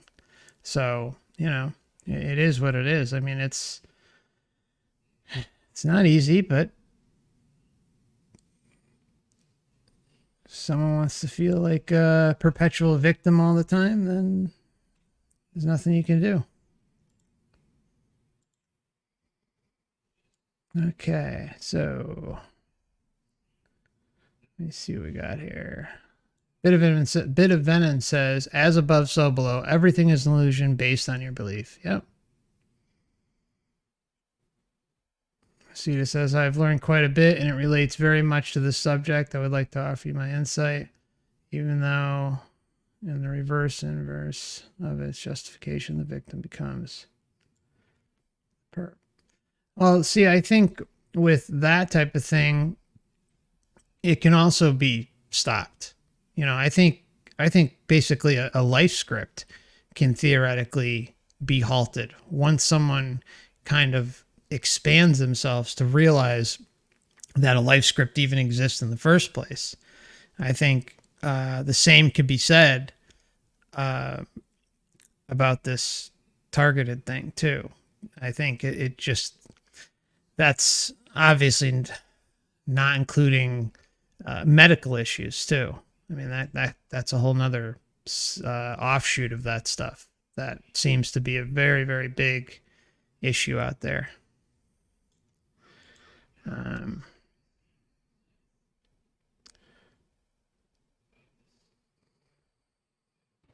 Let's see.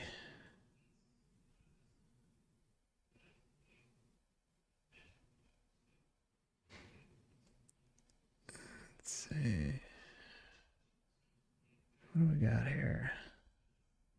Yeah, I mean, yeah, the only, I think that's true, Peter. The only way to escape is to be aware of it and stand firm in your own sovereignty. Yeah, that's it. Don't have fear. Damn right, Benevenement. That's right. Let's see.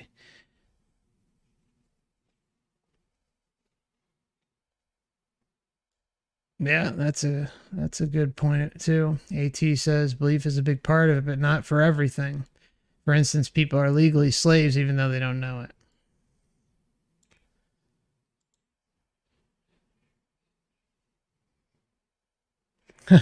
CMA Shane Mind's Time says, if We were tricked into buying condemned real estate by a lying con man. Were we not victimized? Oh, I'm sorry, you were just taken advantage of. Yes, belief is the enemy of knowing. Absolutely. I always love that statement, super unknown. Hey, Michael. Michael Healy. Hope you're doing well. Okay. Let's see. ATBFE says, again, can't escape belief in this realm. You are choosing to believe what is true over the deception, for instance. Yeah. Yeah, everyone's gonna believe in something. Or this just the way we function. That's right, Conscious Soul. That's what I like to see, sister. Conscious Soul says, I've never felt more hopeful and empowered. Damn right. That's what it should be. I love it. Love it.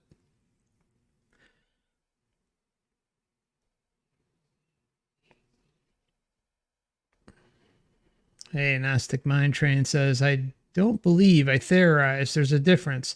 Belief leads to delusion. Theory leads to a well, maybe. Yeah, I mean, that's, I mean, I think the crux of the entire theory with this, well, I think there's a lot to support it. But at the end of the day, can we possibly know everything as it relates to this whole topic in this realm? No, it's just not possible. There's a lot of meat on the bone, but you know, there could be some other thing that we're missing completely. Who knows? And that again goes to the whole crux of standing in your sovereignty. You know, non-interference, liberation, all this stuff. It's just that is just like a foolproof, you know, way to protect yourself and give you the best shot to, you know, reclaim your complete true essence and not have to be subservient to some system that you know nothing about. I mean, it just is what it is. So, self-empowerment, my friends. Okay.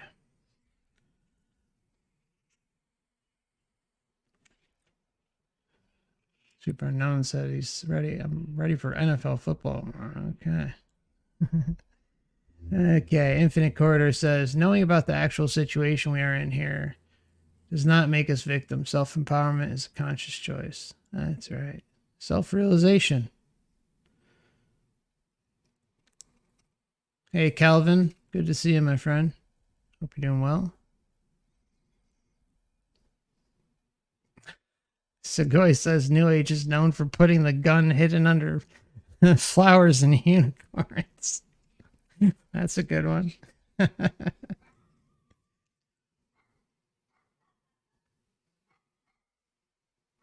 AT says, though I like that saying too about belief being the enemy of knowing. Damn right. Zane says, we know we're onto something. They give themselves away. That's how I feel. That's exactly how I feel. It seems so obvious, but it's not. It's just takes time to get there. But at the end, there could be things missing. There's got to be some things missing.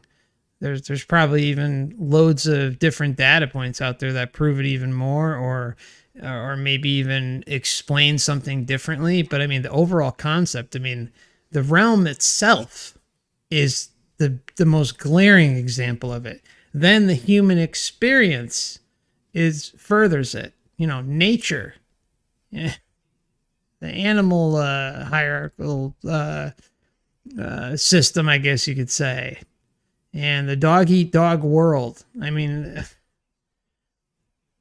there's just too much. There's just too much out there, in my opinion. So just play it safe. That's the best thing to do.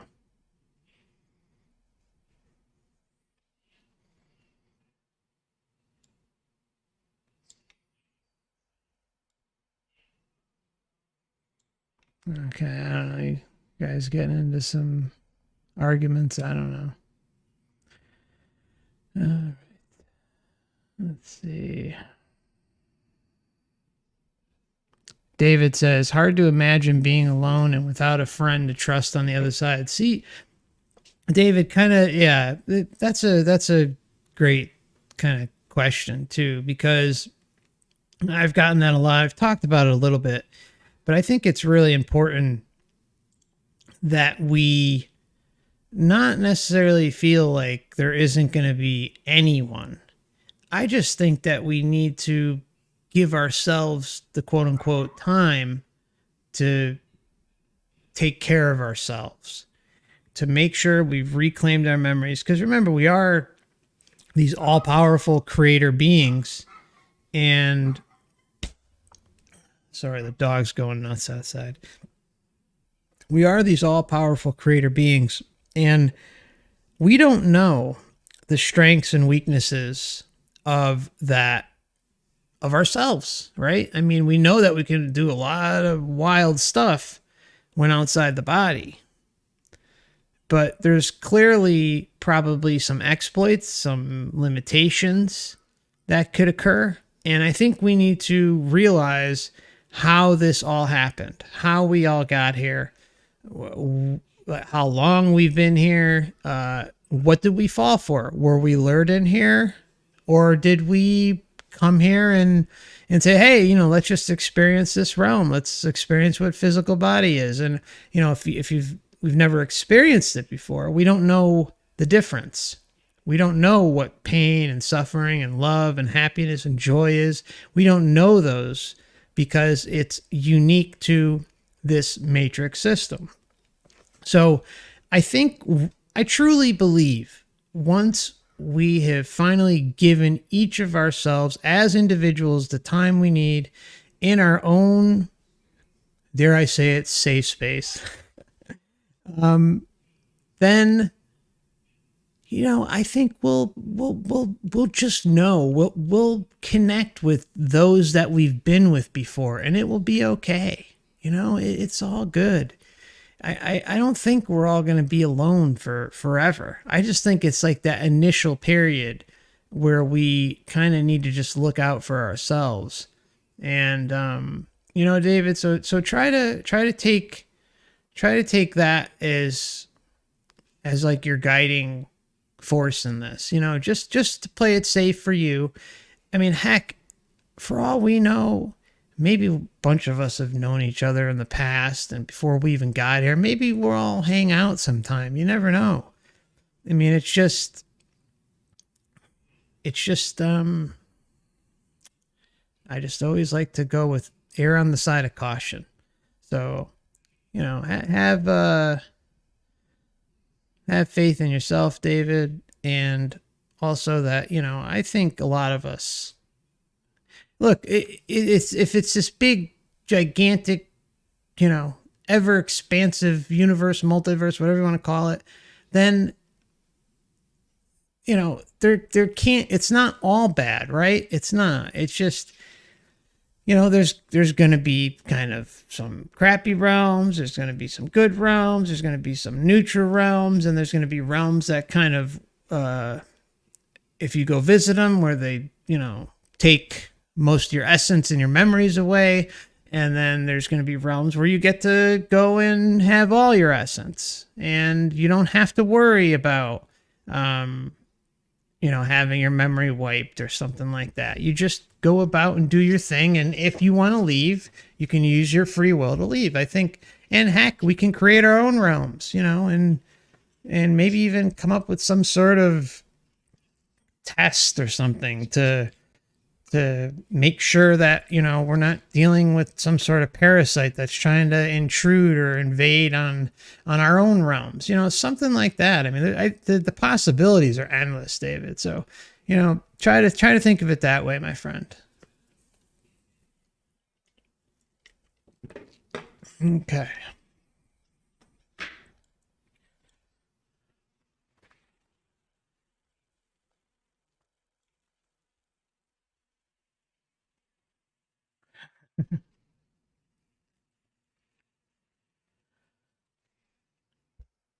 California says nature is cruel and savage. Yes, it can be.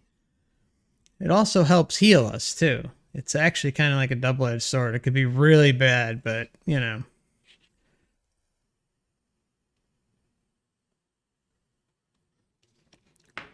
Let's see. What else we got here?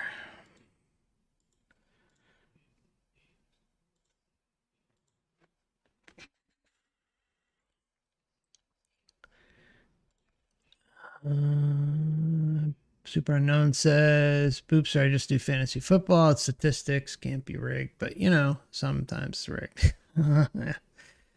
Yeah, that's a whole rabbit hole in and of itself. Infinite Corridor says, "I'm game. Force myself to stay awake until I see into the ashrooms." Oh, yeah or nay? Yeah, dude, Infinite Corridors. That's definitely a way to do it. It's a little maddening, but you can do it. I've done it. I stayed up for 3 days before and did it. It's freaking nuts.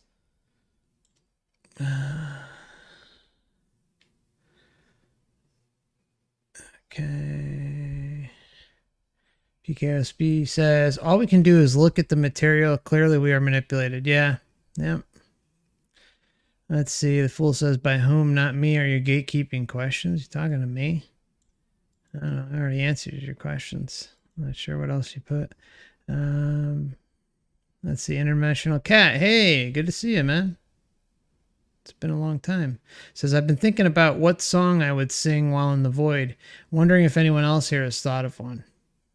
Interesting. Huh. I never really thought of that. I kind of like that question. I'm going to pin that one. Okay. Anybody got an answer to that one? I think that's a cool question. Okay. By Super Unknown. By the way, I love your Twitter, man. It's hilarious.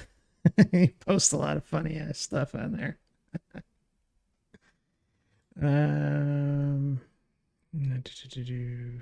Oops. I just dropped through everything. Skipped a bunch.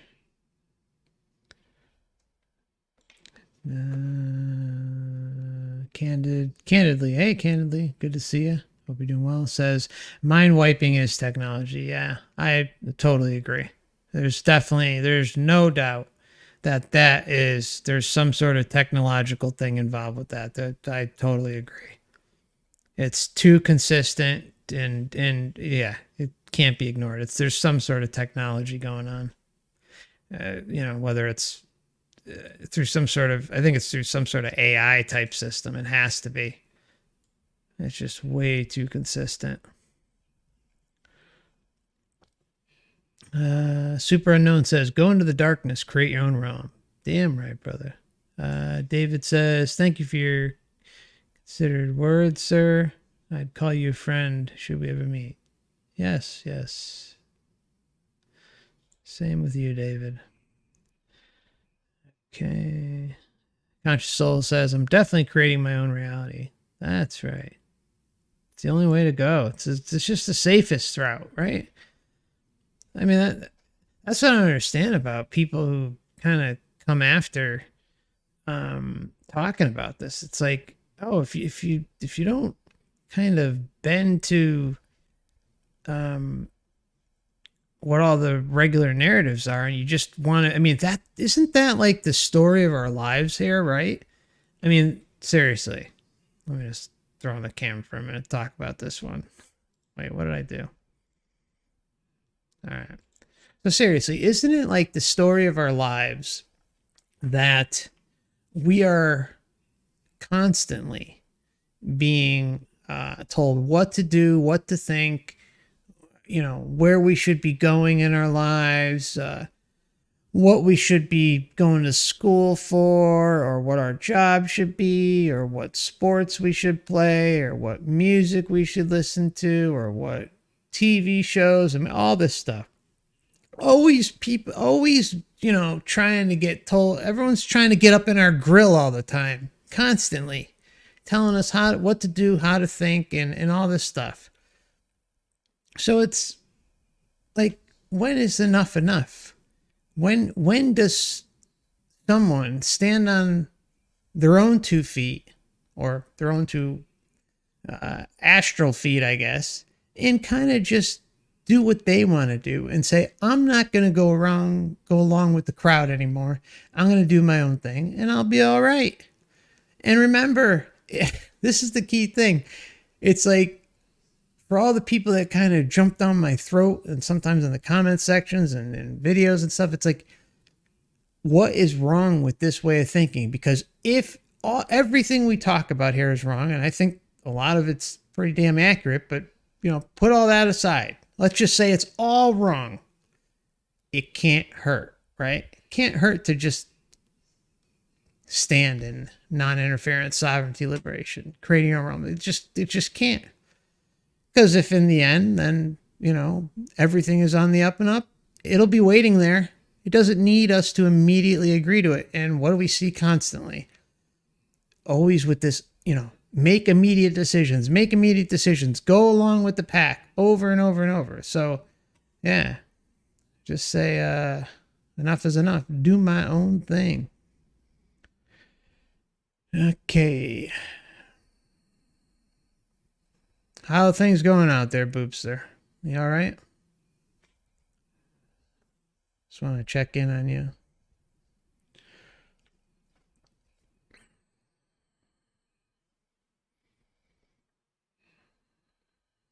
Let's see. Sky Bentley says that I come at the end of the stream again. Yeah. We had an interview with Kathy McDaniel and had a nice chat. Went over her near-death experience, or had an interview about her near-death experience. So feel free to watch the replay later.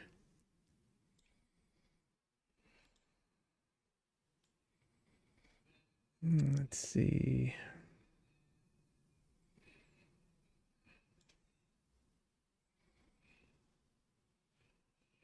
Hey, Miss Ellie. Good to see you. Hope you're doing well, sister. Ion Sky says the bad outweighs the good. That's the sad truth of it. It's true. It's true. It's a dumpster fire out there.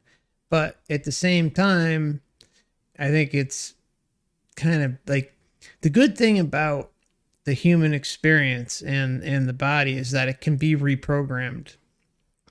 I mean, you can do brain training. Like, for instance, affirmations have worked wonders for me. I'm telling you guys, if you're in a dark spot, with the exception of obviously seeking, I got to say this for legal reasons, with the exception of having to, if you feel you need medical analysis or treatment, the next best thing I could recommend that is totally free and can help you are affirmations. I swear by you guys that they help. They help so much. And when I was in a really, really dark period of my life, I started playing them every morning when I woke up, just for like 20 minutes. And I'm telling you, you can rewire your brain in 21 days.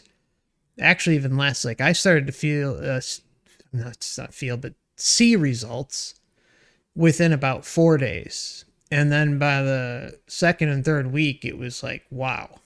And there's plenty of great free affirmation tracks you can do. Like when you start them, if you're down in the dumps and stuff, that they seem corny, and they can be corny, right? But the point is what you want to do is train yourself to believe. Train yourself, drill it into you. Whatever you need to do to love yourself and improve your situation mentally, okay? Emotionally. So that's like really the best advice I can give for trying to work on the day-to-day. I mean, I can't speak highly enough of daily affirmations. I can't. So please consider them if you're kind of in a in a tough spot. No worries, PKOSB. It's all right. It happens. I've done it before too. Hey, AA, thank you so much for the $2 super chat. I appreciate you. Hope you're doing well out there. Thank you so much for your continued support.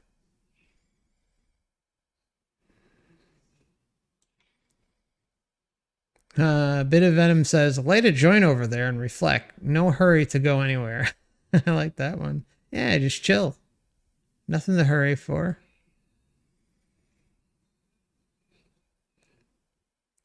PKOSB says, relaxing doesn't seem like a bad idea in the void. I agree. Yeah. ATBF, I'm just going to call you ATB, says, we under pressure here for sure. Yep. That's right. Conscious Soul says, my world. I don't need anyone's permission to create my own reality. That's right.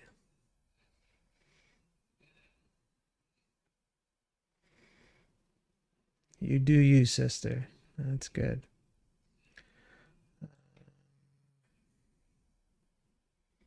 Spaceman says, what if we are all arrogant souls that used to cause so much problems, so they create a mind wipe device and trap us in this prison? Yeah, you know, I kind of went down that road for a while, and then you really start to think about, oops, what the heck happened? All right, okay, I don't know, the meeting shouldn't have ended, but it did.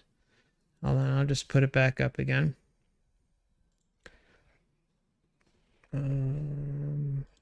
All right, so where the heck were we? Hopefully that works. Okay, there we go. All right. So yeah, Spaceman, I'm sorry, that was kind of crazy. Now it says I'm muted. Okay. All right. There we go.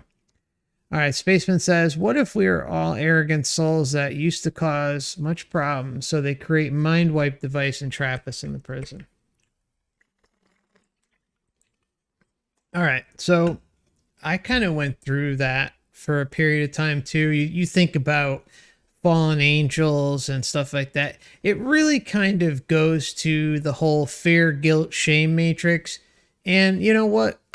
I don't feel in my heart at all that that's true.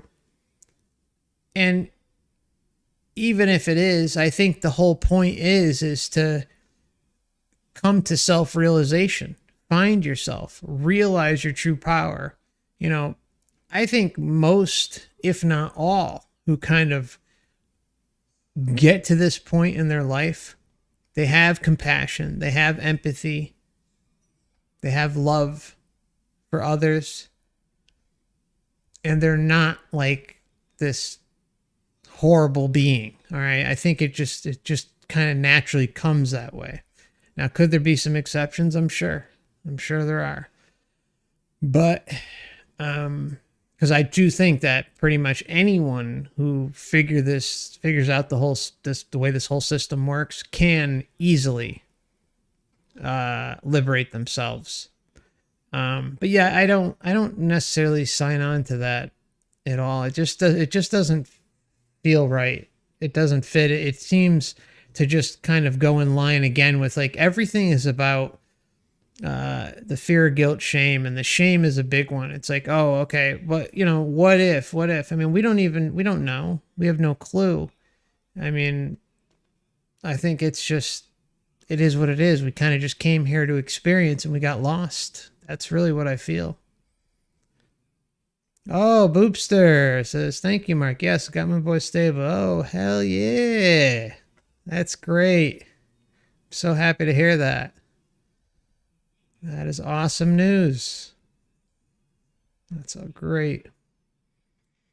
Vision Seeker. Hey, brother. Might be doing well. Says, hey, nice to catch you live, Mark. Good to see you, man. Hope you're doing well.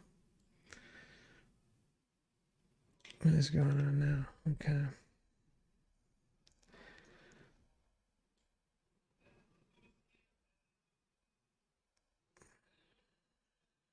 Super Unknown says there should be, what, 100,000 people on here, not 160. Yeah.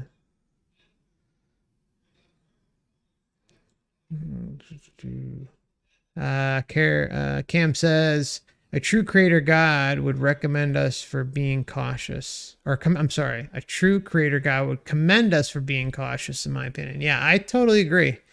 Yeah, I liked when you said that the other night, Cam. Yeah, that totally.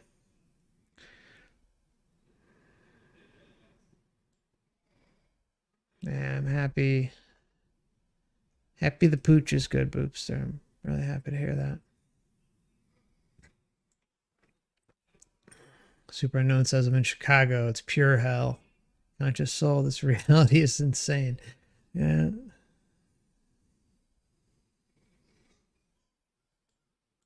Okay.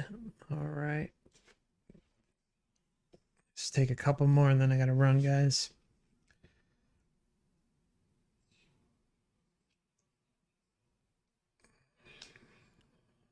Oh yeah, conscious soul. Yeah, that's right. You do do a lot of rescues. She says, Boopster agreed. I've been rescuing all kinds of animals my whole adult life. They make this soul trap more bearable. Yes, animals are great. Dogs and cats, and rabbits and birds. Well, see, I don't necessarily agree with birds being caged up, but I mean, unless they need medical treatment or something. But or if for some reason they were passed down, and because that's one of the crazy things that happens with things like with birds like parrots. You know, they live like what, like 80 years old or 80 years or something like that, and oftentimes they'll outlive their owner. I mean, I've heard crazy stories about some birds. But yeah, I mean, horses, pigs, cows, animals are great. Can't believe like the system tries to make it seem like they don't, there's nothing there. It's so messed up. But yeah, good for you, Conscious Soul. I love hearing about rescues. Rescued a pit bull back in 2000. She was 3 years old when I got her, and she lived to 18. She was a sweetheart, but oh, she was so abused when I got her. Anyways, ABC says, question, you think Reiki is bad? It can be. It certainly can be. It can help, but I think you got to be careful with who you're dealing with as a practitioner and who you're allowing to do that work, because there can, some weird shit could come out of there. So yeah, just be careful. It's not necessarily all bad, because it can heal, it can help. But I think you got to kind of know and talk to whoever the practitioner is, and make it, make sure you're shielding yourself and taking care of yourself, and that she or he doesn't have bad intentions. Get to know them a little bit as a person and make your directives clear.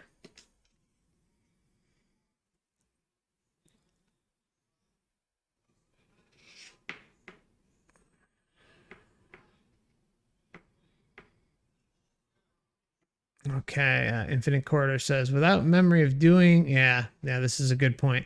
Without memory of doing something wrong before we were sent here, and the idea of this realm being a cosmic rehabilitation center doesn't really jive. Can't fix your issue without memory. Yes, that is an excellent point. Excellent point. Excellent. All right, my friends.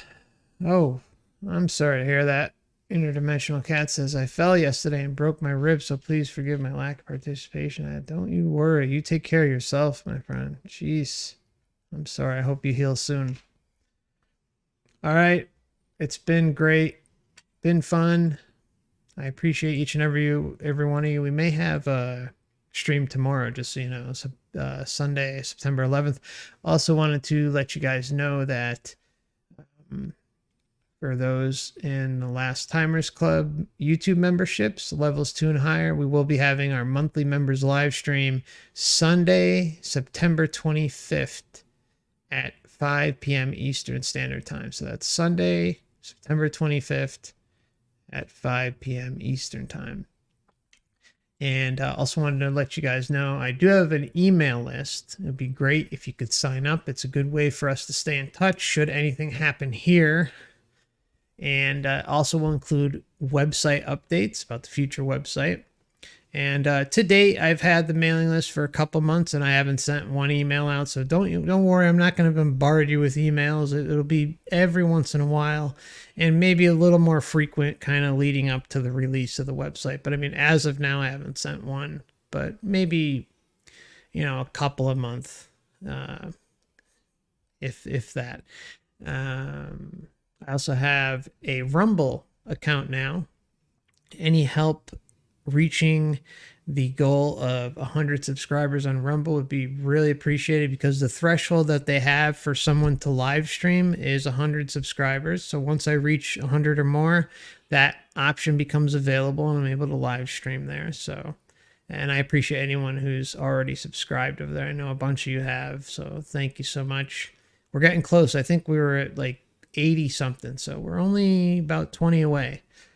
And there are 2 YouTube backup channels. Again, just in case something should happen here. And considering, I'll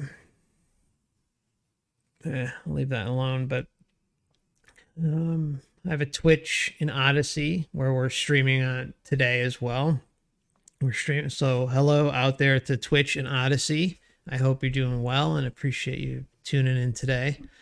And also an Instagram and a Twitter. On Instagram, there are some exclusive videos on there where I talk about the comparisons and glaring comparisons between near-death experiences and DMT breakthrough trip reports, and how they collide and show the same data patterns fairly consistently, depending on the individual, obviously.